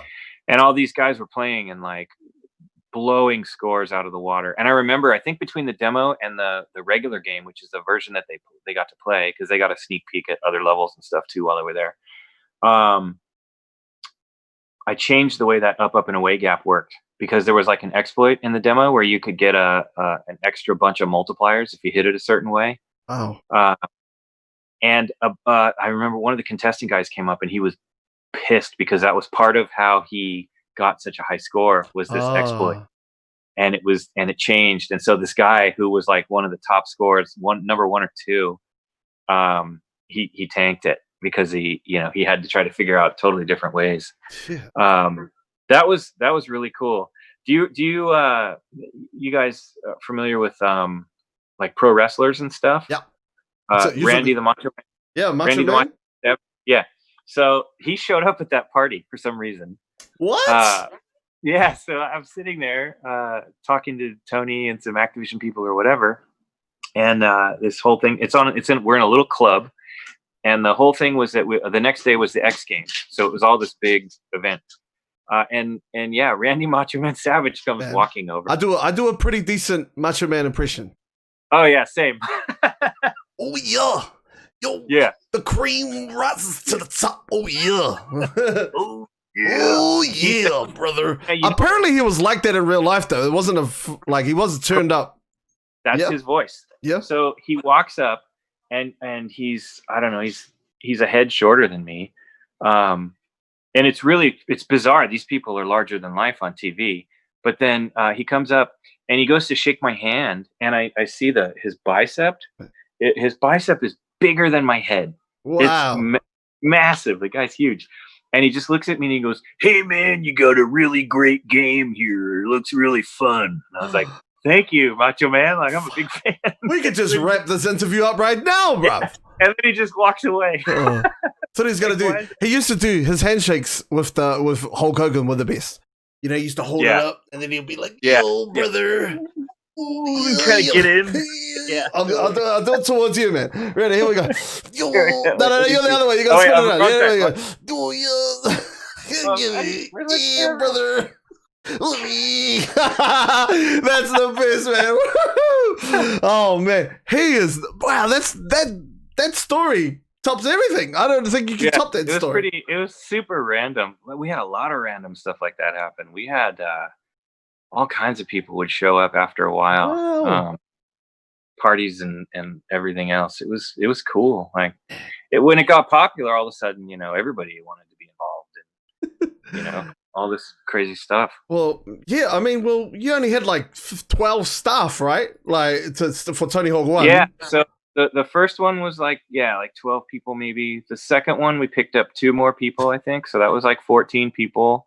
And then the third one we merged together the Spider-Man team and the Tony Hawk team. So I think the third one had like 30 some odd people on it. And then we just kept getting bigger and bigger and bigger. By the time we were on Thug, we used to have these meetings in the office. Whenever anybody had a birthday, we'd all go out to the conference table and have this ice cream cake, right? And we'd all sing, scream. It was like a bunch of dying birds, you know, screaming this horrible version of happy birthday at each other. And as the company got bigger and bigger and bigger, that was one of the things that we all kind of noticed, like, man, we have birthday every day, like an ice cream cake, like every day. I'm gaining like 40 pounds working on this game, eating all this ice cream. But yeah, like by the time Thug came around, there were 70 some odd people. Like the whole company was dedicated to it. And we had grown really big. But yeah, you know, like that first game, there were 3, like myself and Scott Pease for the most part did a bunch of the game design, like the actual what's what and how does this work and how does that work, on top of what the team had already kind of built. And then there were 3 of us that made levels. And by the time like those Thug games came around, I think there were probably just 10 designers, like almost the size of the original whole team, just making different levels. You know, by the time this came around, you only made 1 or 2 levels per game. I still made a whole bunch for those. Do you reckon that's what, I mean, you know, 3 was good. Don't get me, like, I like 3. 3 was great. Yeah. But then it started getting a bit, I don't know, like too many chefs in the kitchen, do you reckon? Yeah, so we kind of shifted direction. When we merged the teams for 3, they kind of wanted to move in new directions. So the head guy from the Spider-Man game was like the de facto kind of lead. We didn't really have a lead designer, but he kind of helmed the effort. And that was the one where we started getting more surreal, right? We're jumping on more power lines and we're going a lot faster. It sped up from 3. What levels did I make on 3? The Foundry, that was in 3, right? Yeah, I liked Foundry. Yeah, I did that one. And Chad did like LA and stuff. And I remember that was the first time where you would jump down like 10 stairs, and it didn't feel as big anymore because you're going so fast. You know, like you're starting going really fast. And that was the first one that was online. And that was my that casino game that I worked on way back at Virgin. One of my teammates, a guy named Steve Gannum, I poached him and brought him over, and he did all of the new tools, needed all the online stuff. We actually eventually left and started our own company later. Kept working on Tony Hawk games. But that was the first time. I remember when we moved on to 4, it was kind of the same thing, but it even felt a little faster. And I think 4 was the one I did a prototype of San Francisco downhill level. Like you would go down the main drag, and it was like they wanted to see if we could bring back some of that downhill jam type of stuff. Okay.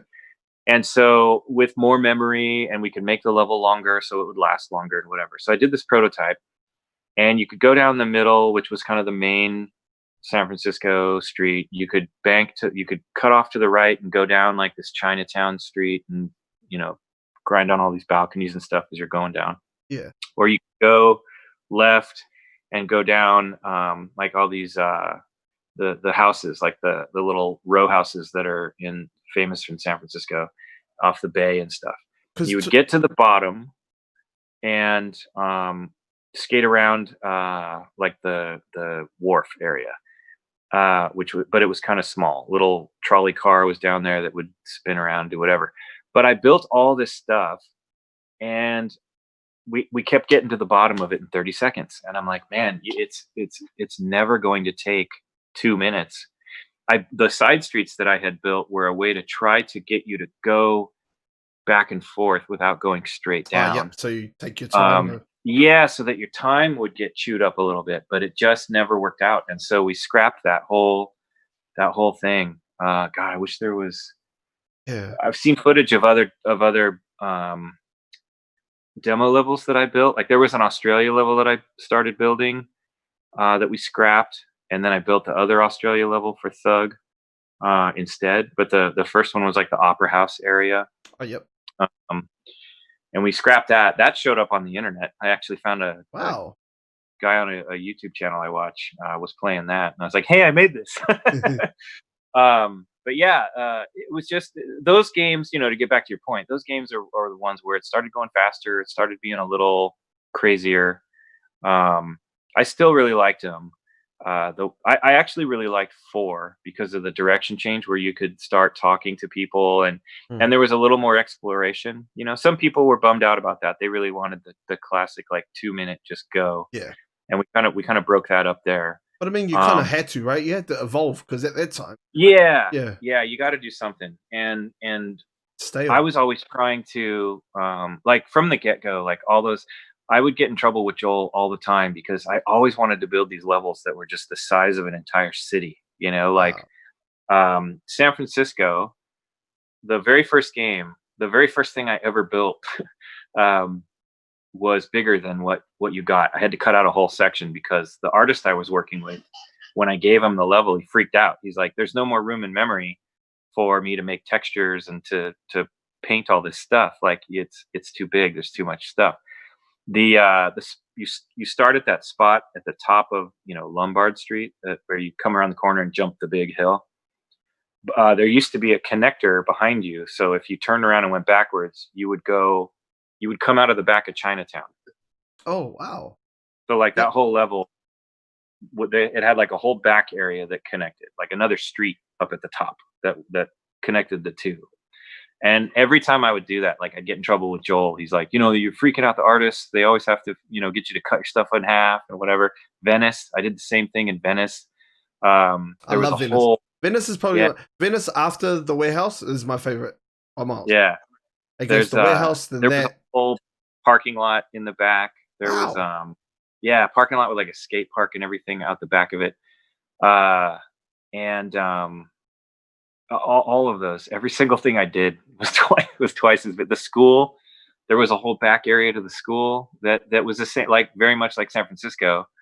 School 2, you start off kind of facing that leap of faith section, and Yep. there's like the down hallway to your right, and Yes. then the tunnel in front of you, that kind of thing.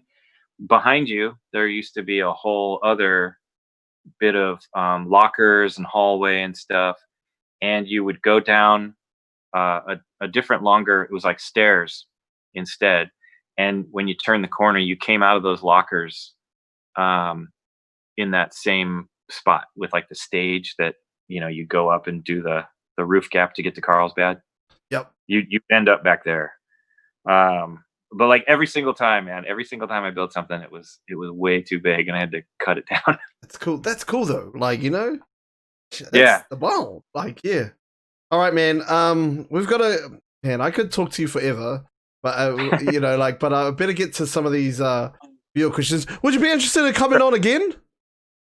Oh yeah, for sure. Oh man, because I know I want to get through these because I know it's late, and also our viewers here have to go. Well, we'll get some viewer questions. They'll just pop up underneath here. Okay, sure. All right, so here we go. First one is who are the ladies behind the Tony Hawk boxes in the mall level? Oh, is that an N64 specific deal? I think so.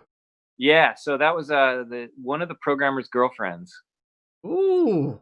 Yeah, he just threw this random little thing there, and I don't remember if it was actually his girlfriend or a girl that he liked, and like maybe that was a bad idea. Just trying to impress her. Say, hey, just trying to impress her. Yeah, like, hey, what's up?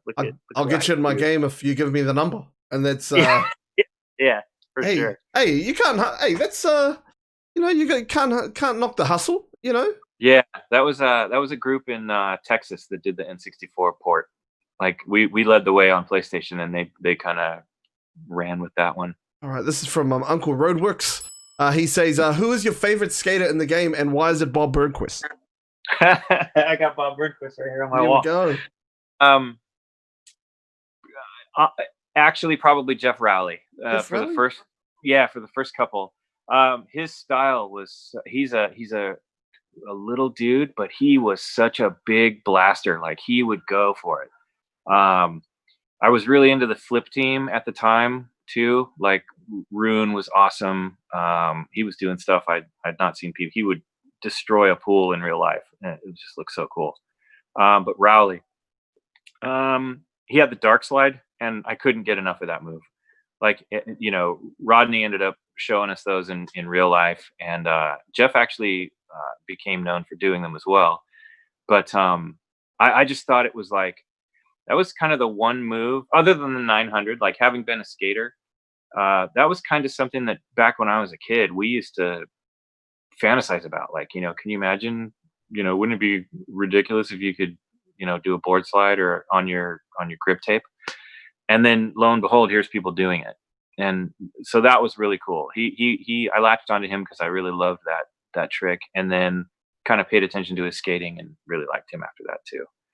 Bernquist though, he's the first guy that did all this stuff, like crazy switch tricks, like as many tricks switch as he could do regular, which just no one was doing at the time. Nobody was doing that. Switch guys in street, you could always see, you could always tell when they were skating switch because they kind of shifted their weight and it looked like they were moving backwards, so you could always kind of identify it. And nowadays, so many people do it just flawlessly, and it's so impressive. But yeah, that was a big thing with Bob, was that stuff. This one's from Hullitude. He asked, are you a regular or goofy footed skateboarder? Regular, and I kick right. I don't kick Mongo. This one's from Uncle Robox again. Underground series remaster reboot. Do you think that's going to happen? Activision's getting a lot of good publicity with this first one. I think they're pretty happy with the reception they got when they announced it, and it looks really good. I think it looks pretty impressive. It looks a lot better than the other HD efforts. Yeah, like the HD one, or even 5 was awful.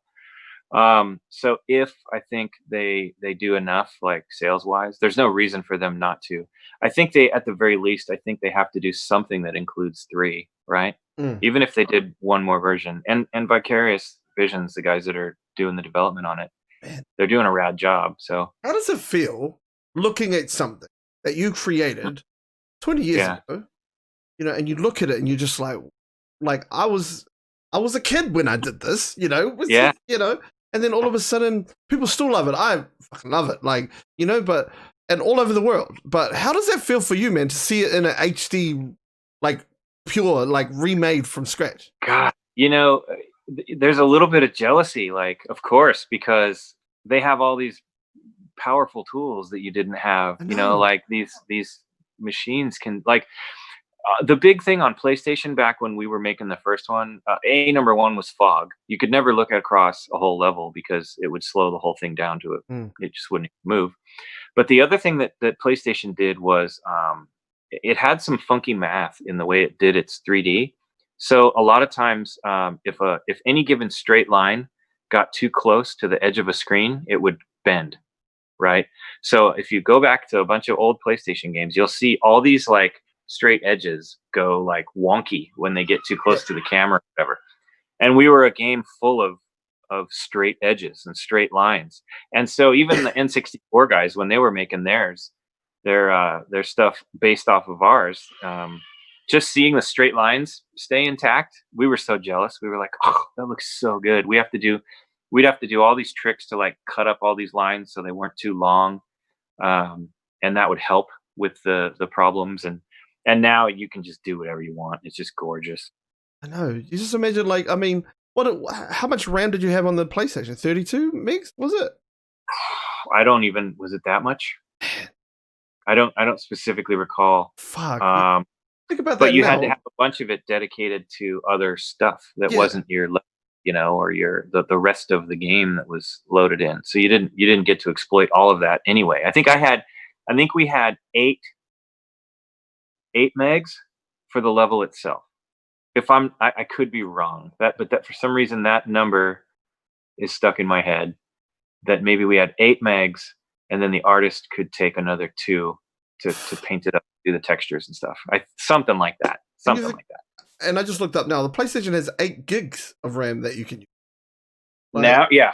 Fuck. Yeah. Like, right. Imagine what you could have done back then, man. If someone would have said, you've got 8 gigs. The other thing to consider too is, like, I watched that footage, and a bunch of those trailers, a whole bunch of the stuff that the levels that you're looking at were the ones that I did, Venice and all that kind of stuff. And they're still the same. That's really cool. Like, this thing that we built 20 years ago is every bit as, and they were super careful not to touch anything. They just made it look good. Like, all those angles and all those lines and everything still have to be all lined up and good to go. And I think they've done a good job, like, picking and choosing what to mess with and what to leave alone. Because if you bent something the wrong way, it's just going to make everything feel different. It's going to change everything. Were you consulted at all? Like, they bring you in and say, "Hey, look." Me personally, no. Huh? They have a couple people that were on the Activision side, like marketers and stuff, who now run Vicarious Visions.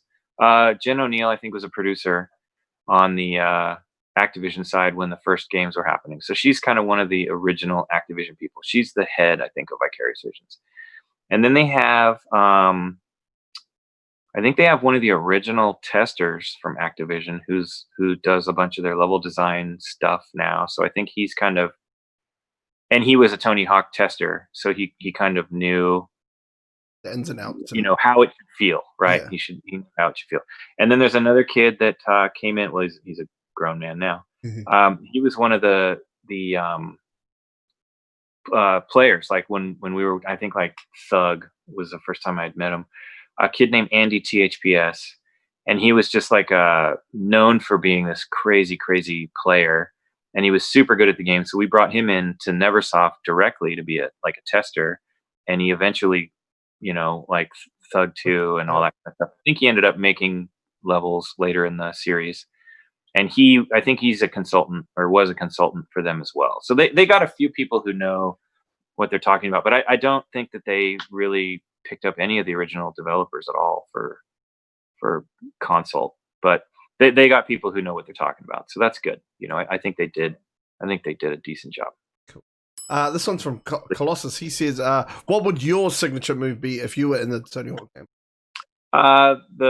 So probably I remember one time Rodney Mullen came to the office, and I wanted to show him. He was doing there's a board position called Casper, where you flip the board over upside down and it rests on your front foot, and your back foot is on top of the tail while the board is upside down. Well, Rodney could, flip in and out of this, and he would do slides. Like he would be moving and do a Casper slide across like a really heavily waxed spot. And I was all excited because I learned how to do it just kind of stupidly, like half a kickflip, Yeah. And I was like, "Hey, Rodney, check it out. I can do this. Have a kickflip." And then I could do a little half a varial flip to get out of it, right? Which was cool.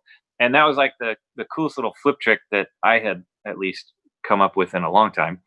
Not come up with, but learned. Yeah. So he came to the office one day, and we were in the hallway, and I was showing it to him, and a couple of the other guys were around. And I went to do the flip to get out of it, and I landed on the board primo, or like on the sideways, totally on accident.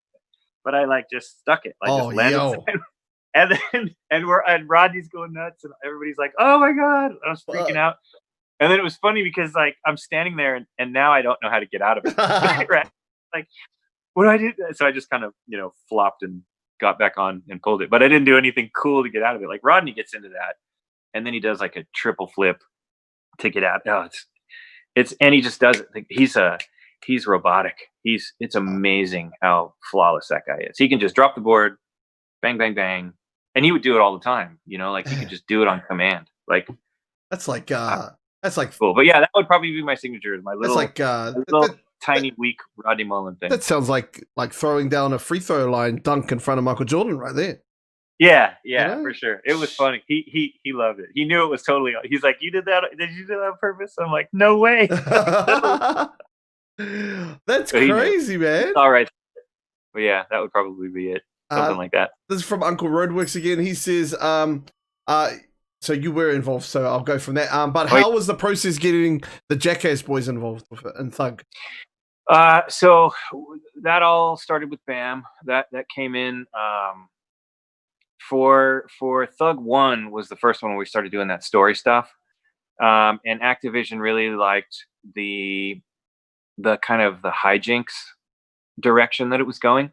And then Bam was exploding, right? So they were like, "We need a real life face for all of this stuff, and we need to just go the extra mile on it." So they brought him in, and that was all about him. And he was always like, he was on all the time. Like, you see like comedians or something in interviews, and they're just on, right? Like they're just on all the time. And that's kind of how he was. He was a big personality. He was a super nice guy, super nice guy. But yeah, he came in and did all of his stuff, and we sat in VO booths and recorded a bunch of his lines and did all that. And he was totally into it. It just kind of worked out, right? Like that was what was super popular at the time. So it just made perfect sense that like we had this kind of leaning into jackassery stuff for Thug. And so for Thug 2, like make it actual guys from Jackass, and do it. So that was cool. Awesome. We have also the Jackass game. They did a game, and that was made in New Zealand. Oh, really? In fact, yeah, it's Sid Entertainment. They did that as well. They do nice. Tok? They're the mobile. They make mobile games now. Yeah. Oh, okay. Anyway, moving on. Is there any skaters or funny characters that you wanted in the game that went in there? We talked about Daewon Song a lot, and then he eventually got his own game. He got Grind Set. So yeah, we didn't end up getting him. I think like people that we wanted less than like secret characters. We just started putting all kinds of stuff in. We had Wolverine, we had Darth Maul. Like everybody just could get involved. It was really cool to get a Star Wars character in there. I'm a lifelong Star Wars fan, Yeah, I so can that see was it in the that back. was cool. Yeah. Oh yeah. Um, one of the ones that was funny was Jenna Jameson, the adult star, porn Yep. star. She came into the office one day, and I forget what her name was in the game, Daisy. Yeah. I thought you meant Private Korero, but that was somebody else, right? That actually wasn't. That's another story. That character was made. So I told you the animator made her, right? That character. That was her. Yep. Yeah, and he actually named her after the Porsche Carrera, the car, because he was a big Porsche guy. Okay. And there was another porn star by the name of Asia Carrera, who apparently, when the game was a big hit, all of her friends started telling her, like, "Hey, somebody told me that you're in this big hit video game. Like, you should see if you've got some money." And in real life, I think that lady was like a master's degree. She was a big business. Oh. Yeah, she was like a borderline lawyer or business head. And she got wind of all that and set up a meeting to come into the office one day to just, it was like under the guise of just like being a friendly visit, but we all knew she was like sniffing around to see if she could, get some find information. something, and is this really me? So we all knew ahead of time, like, well, we need to explain to her that it's not her or whatever. Was that so she showed up, Chris, and it wasn't actually her. Yeah. Was that when you changed your desktop? Yeah. Was that when you deleted all your internet history there, Chris? Yeah, that was a fun day. That was a weird day. Man, I bet. Sheesh. But man, yeah, all of these stories of like, yo, Jenna Jameson just like rocked up. Yeah, I just met like Macho Man. I'm like, God damn, Chris. Yeah. You've lived a life, my friend. Macho Man still to this day. And he's gone now. So like that I hold on to that. He's really cool. This one goes comes up with a little bit about that. Favorite Jedi or Force user? I'm gonna just cheap out and say Luke Skywalker for sure. Not a big fan of Luke, eh? The moan, he just moans. He's the original though, right? For me, like he's the hope. That was it. So it's hard to get away. Okay, I'll say new. I guess Kit Fisto. How about that? Like that was the coolest looking one, I think, in the new movies. Like I thought he was really cool. And then he died like he didn't know what he was doing at all. He just went out in 2 seconds. Are there any Easter eggs about that have not been found? In any game, not just the first. God, probably not. I think maybe some stuff like all of the graffiti in several of the levels, like Rio, for example. All of the graffiti, even the little scribbles, are the internet handles for real people who were the Tony Hawk. There used to be a bulletin board website called Delphi, and all of the Tony Hawk, a bunch of these Tony Hawk fans were on these Delphi bulletin boards, and the developers, us, we were on there with them. So it was kind of a cool way to talk to the audience. Yeah. So a lot of the more prominent people that were on there, names like Granelbark and Darklock and other stuff, they were all those graffiti names are like our little shout outs to those guys. And then God, no, I don't think there are. I think all the stuff was mostly obvious. I remember like Australia, for example, in Thug, was it Thug or Thug 2? I think it was Thug. Or no, I guess it was Thug 2. Yeah. So I had a statue, Kenny Koala Bear statue. I think he was called Kenny. Yep. And he was holding up a peace sign, and you would grind on his fingers, and you would do a nada spin on his fingers, and you would get a gap called "Have a Nice Day." And that was because if you when you came off of it, if you look back at the statue, you broke his finger off, and so it was it was "Have a Nice Day," stuff like that. some of the stuff in the background, like most of the stuff is known, right? Like School 2, the golf cart driver is Joel. He's actually, and that's Joel's voice. My voice Oh, is like for the first 2 games, like when you fall on a handrail and hit your balls and stuff, like that's all do you? me screaming and "Ooh!" Yeah, all that stuff. We actually the ratings board wanted to give us not a like a mature. I think they thought that the sounds were too disturbing when you fell and hit yourself like that, so they wanted to give us, and we had to talk our way down to a teen. Man. Stuff like that. Yeah, so little bits All right. like that. Next But, one. Oh, sorry. Next yeah. question. Sorry, Chris. No. Assuming motion capture was used, did any of the staff, maybe even yourself, have to fill in with the animation reference and motion capture? Later games. So after I left the company, Neversoft moved into a huge new building when they were doing like Guitar Hero and all that stuff as well. And they had a big motion capture studio, and I think some of the guys did some of the early motion capture reference.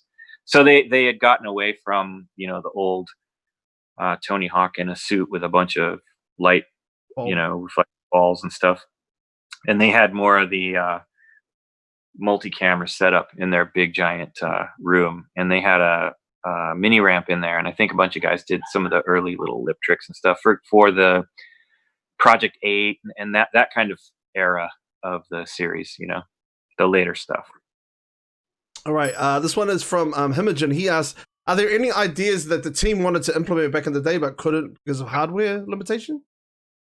We wanted to get off the board from 2. We talked a little bit about it in 1, and we didn't end up doing it until 4, partly because we couldn't figure out how to make it. Or no, was that 5? Was it Thug? We didn't get off until Thug, right? We talked about that for years and years, and we could never figure out a real good way to make it work. And that was a memory thing, because we wanted to take every bit that we had and pack all the tricks into it, right? So anytime that we were going to do, like, we would have to have that whole set of animations for like walking without your board and climbing and all that stuff. That took up enough memory to where like that might cost us 4 or 5 different tricks, because like if you think about it, like a grab, right? Like you would do a method grab or a rocket air or a melon grab or whatever. That's just kind of putting the guy into a little key pose, right? And he just holds the pose, and then you're spinning in code. Yeah. So there's very little frames of animation happening there. But to get a guy off and walk, cycle, and climb ladders and do all that stuff, that would have eaten up a whole, that's practically like we could have maybe not added a character if we put that in. So, on 2, obviously we added more characters, and those were the priorities. But yeah, there definitely was. This is one from me. What was your favorite cheat that you guys put in? You can play as me and my kids in 3. Wow. Tony Hawk 3. Yeah. Man, I loved gravity mode. Gravity mode was. Oh yeah, Moon Gravity. That Moon one's Gravity fun too. was the bomb. Super cool. Yeah, we did that one a lot too. What was we had like the trust. I forget we had little acronyms for all of them. Trust rules or something like that, and Abacab, and all those like. Oh, Abacab. Yeah, like that's the Mortal Kombat revisiting all those old codes. We would use them. But yeah, in 3. There was a code you could put in, and if you put in the names of developers, they would pop up in the creative speaker, like as custom people. And we put like Tony's kids in there, and my kids, and Scott Pease's kids, and I think Joel's kid. So yeah, like my fourth kid wasn't born by then, but my 3 older ones are in there as toddlers, and they're in all the some of those videos when you beat the game, and like Neversoft skaters and all that. A lot of those are shot like in my backyard and my ramp, and you can see like me and my little toddler hanging out. There's one where my kid I think he's on a scooter. He's riding our little mini ramp on a scooter for one of the videos, and he like does this fake fall. Like it's pretty funny. Oh, it's so good. Man, that's cool that it's forever etched in in gaming history. Yeah. Yeah. Yeah, it was fun. Yeah. It was cool. Next one is there any old school games that you'd like to see remastered and remade in HD? Maybe from Virgin?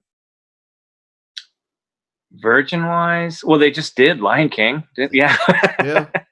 And they still, and I've still got a bone to pick with you on that one, Chris. Okay, that's fine.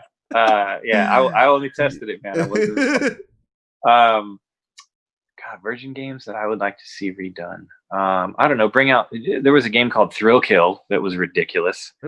I did it started out as a basketball game, and then it turned into an Aztec jungle basketball alternate sport, and then that progressed into Thrill Kill, and then that got canceled by EA because it was all shock value, like really cheap shock value. Oh, okay. But I did a bunch of voice work for that game, so I was kind of bummed out that it never came out. Yeah, I don't know. Mortal Kombat 2. Let's say that. I would love to see that done really. I mean, I know that the new games are I buy them all, but that game for me was the best one. If they would just do a rad clean version with the controls as simple as it, because they're super complex now. Yeah. I would love that. That'd be cool. Did you rate the Dave Mirra BMX game? No, that was done by Take-Two. No, did you rate them? Did you think they were good? Oh yeah, they were fun. That first one was fun. The first one I think is the one where you could run around in the Woodward camp, and do all that stuff. That was a lot of fun. Yeah.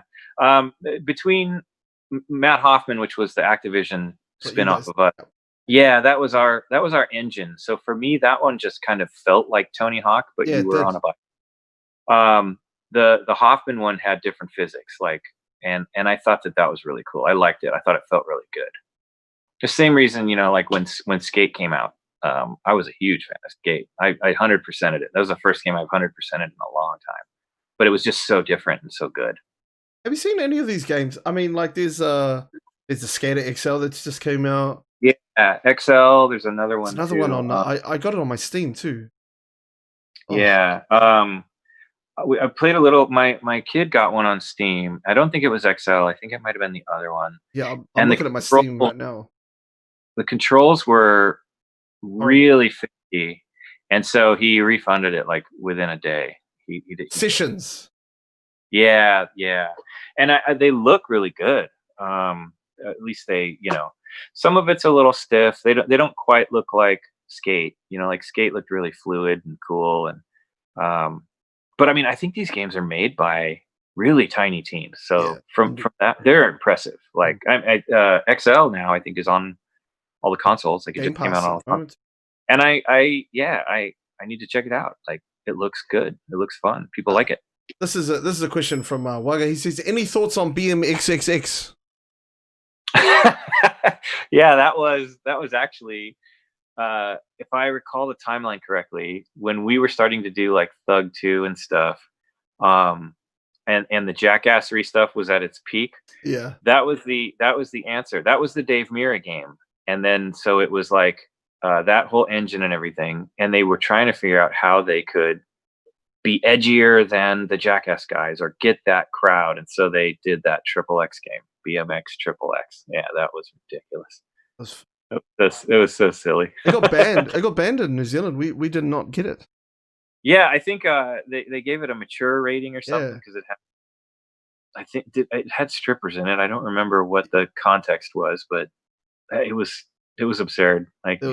There was Abacab for that as well, in order to open up. Oh, that's right. Yeah, the old blood code. Yeah. Yeah, there was Abacab in there to open up certain codes to get rid of some the bars, because it used to have the black bar, the black bars. Yeah, I don't know how I know that, but I just know that. I heard it one time at church, and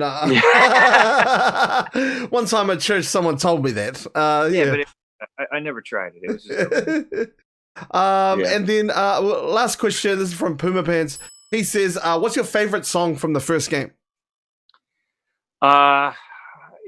I guess I'll say I just did an interview with IGN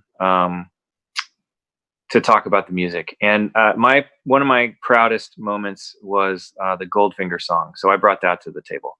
Oh, that was you? Yeah. So early on, we were I still have CDs from my collection that have little Post-it notes marked on them because we were rip these. We would give them to the producers and have them rip the songs that we wanted. And then later versions, we were using Napster to make up lists and stuff. But they basically asked us for lists of songs. When I was working at Virgin Interactive, I worked with a guy named Jeff Gordon, and he ended up starting a music video business. He was a director, so we worked on a bunch of music videos for bands like Real Big Fish and the Aquabats, and he ended up working on a Goldfinger video. And I had Goldfinger's first record. I was into them. They were really cool.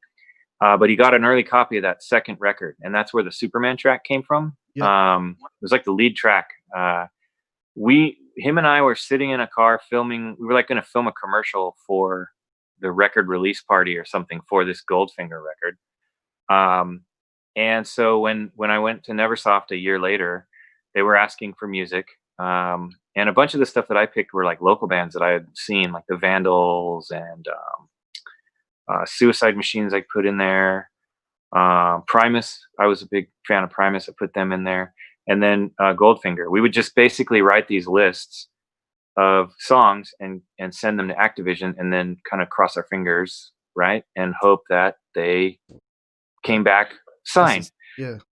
And so, all that you didn't even think twice about it back then. You just these songs are cool. And then like for whatever that song, people that Superman song like just latched on. There's a documentary coming out called Pretending I'm a Superman. Yeah, see and that. it's done by one of the original producers, Ralph. So I'm in that as well. And the whole title of it was that, because that song just became so synonymous with the series. And that was super rad. Like, it was just a cool song from a local band. I thought it would be easy for them to sign it. Like if Primus or the Dead Kennedys or whoever, came back and said, screw you, we don't want to do your stupid commercial product because we're cool punk rockers. Yeah. Hopefully these local guys or these smaller bands would say yes, so that's why some of these guys are in there. There's guys in there that were like, I think the Ernie's was a friend of one of the Activision marketing people, different random things. But yeah, Goldfinger, that Superman song, that's a pride point. Yeah, I think I've got one of my good friends, Wagga, in the chat says, ironically, Neversoft was better at constructing set lists before they made the Guitar Hero games. Because man, it's so true. Yeah, probably. Yeah. I had actually. Yep.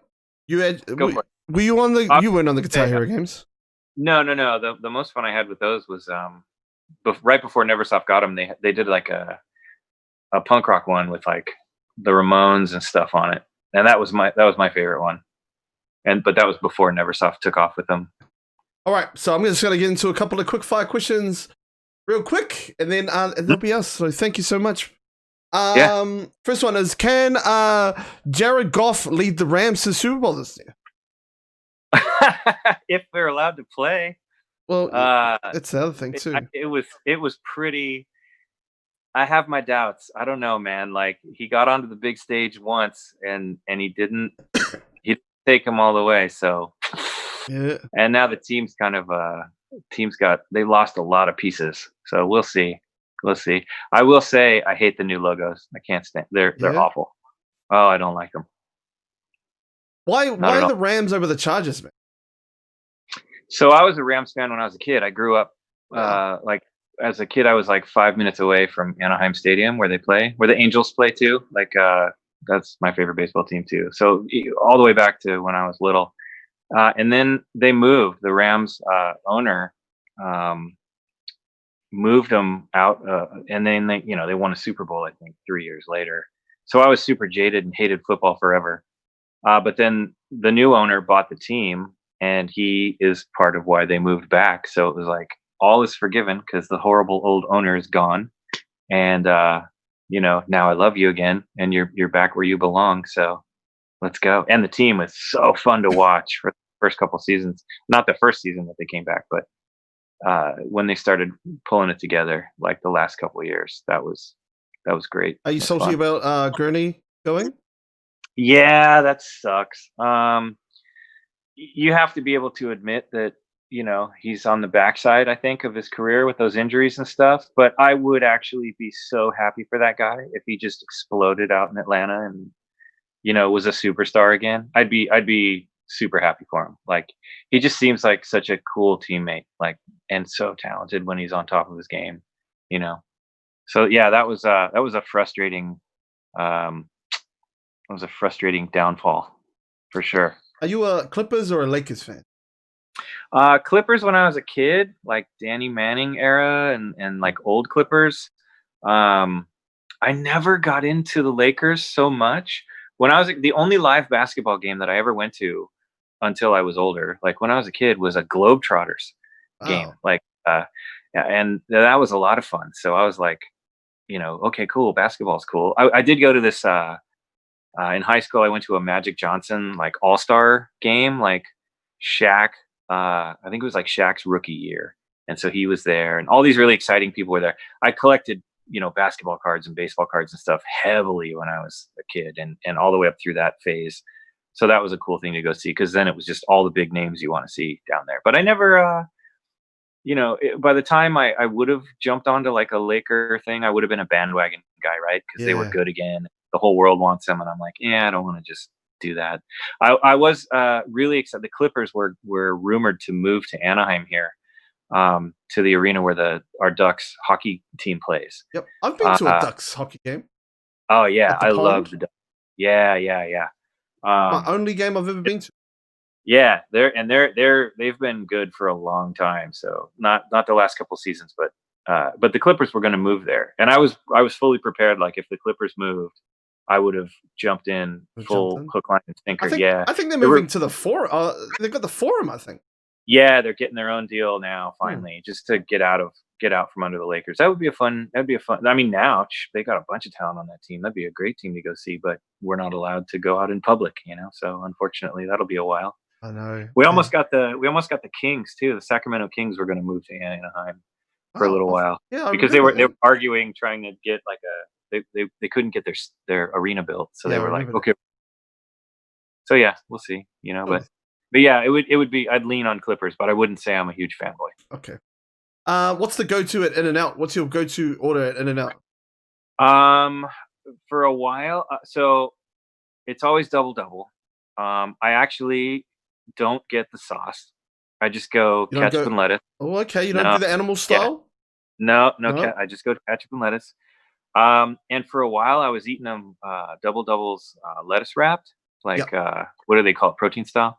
That's Because we would actually eat those constantly at my old office because there was an In-N-Out right down the street, and I would always get so tired, like after eating one, I'd want to take a nap, and then we started eating them the animal style or whatever, and I was fine. It's kind of like the bread was giving me a coma.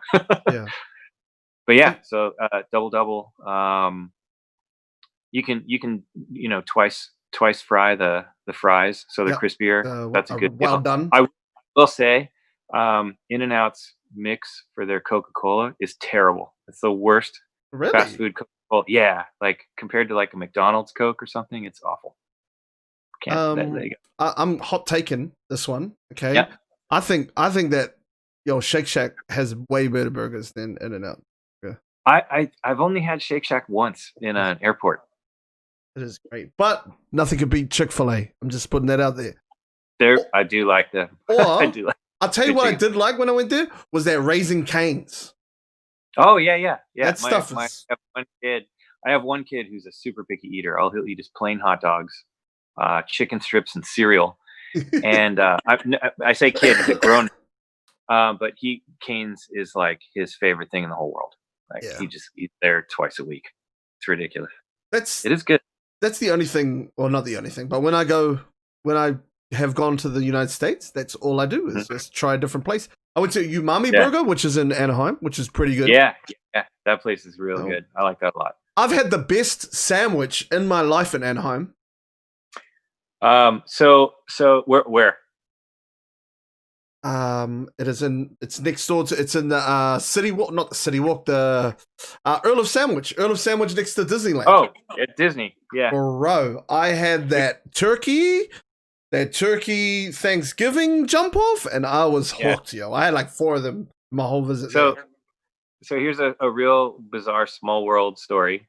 Umami Burger, the one that you went to in Anaheim. I went to the grand opening of that one, like a sneak preview grand opening thing, because I told you the story about trying to pitch the skateboarding game at Virgin over and over. And the one marketing friend that I had, her name was Candace, who convinced me to do the numbers and all that kind of stuff and try to pitch it a different way. Well, she ended up going on to be a marketer for a bunch of different stuff. And she was somehow tied to the marketing for that Umami Burger. And so she got me into this preview launch event for that place. And they gave us all this free food and all this. And so, yeah, there we go. Small, comes around. Small and world. Another place I like to hit when I'm in there, before I'm going to the Staples Centers, is Fat Burger. That place is good. That place is the jam. The ones that they throw pepper on their patties, right? And they're smushed, right? They make them really like a fat dough ball. I do. We had one down the street from us here, but I think a lot of those have gone away. But that place was good. I do recall really liking them. I haven't had that in a while. The only reason I knew about that place was because Ice Cube said it in a rap song one time. And I was like, I gotta try this. A lot of my things come from rap songs. I'm like, that's the only reason I know like what El Segundo is when I drive down the freeways, because Tribe Called Quest lost their wallet there. That's right. Oh my gosh. Eesh. Yeah. All right, dude. Anyway, man. Hey, can we get you back on? Yeah, for sure. This was good. This was cool. All right, cool. Thank you. And I'm glad I gave you a taste of what New Zealand culture's like.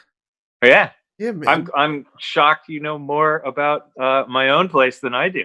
Oh, well, I love LA. LA is the bomb. I love it. Yeah. All right, dude. Thank you so much. And I know the chat is blowing up and thanking you and everything. They should be right now. Right now, guys, do it. But no, I just want to say a huge thank you for your time. I know it's like 2:00 in the morning, so I'm going to let you go. Is it? Oh, yeah. It is. Yeah, it is. So thank you, man. And yeah, like I said, I'll be in contact and we'll get you back on. Cool. Thanks for having me, man. Thanks for reaching out. This is a lot of fun. One more question before I leave. I just want to know: is there? Do you know any one of the 3,000 people that bought Tony Hawk's Pro Skater Shred? Because I don't. It only sold 3,000 copies. Yeah, it was ridiculous how poorly that sold. No, but I do know that. God, there were so many stories floating around. Like I had a bunch of Activision friends when that came out, and they were so bummed. So bummed. That's like one of the biggest flops in video game history, I think. 3,000 copies. Like, yeah. You guys would have sold. Here I am. There were pallets and pallets of those boards that were made. You know, I mean, that's like ET, Atari getting buried in the desert level failure. You know, we need to bring this up to some people. Yeah. All right, dude. Yeah, and hey, it's fun. That was a better game than Ride. It was a better game. Oh wow. Sure. It wasn't good, but it's a better game. All right, dude. Thank you so much for your time, man. I really appreciate it. And I'll hit you back up in some messages and get another time, eh? So we can talk about some more stuff. Cool. Especially around when the new one comes out. I'd love to have you on and get your thoughts. I will definitely be playing it. Oh, sure. There we go. All right, man. All right. Take care, dude. All right. You too. Thanks, bro. Thanks.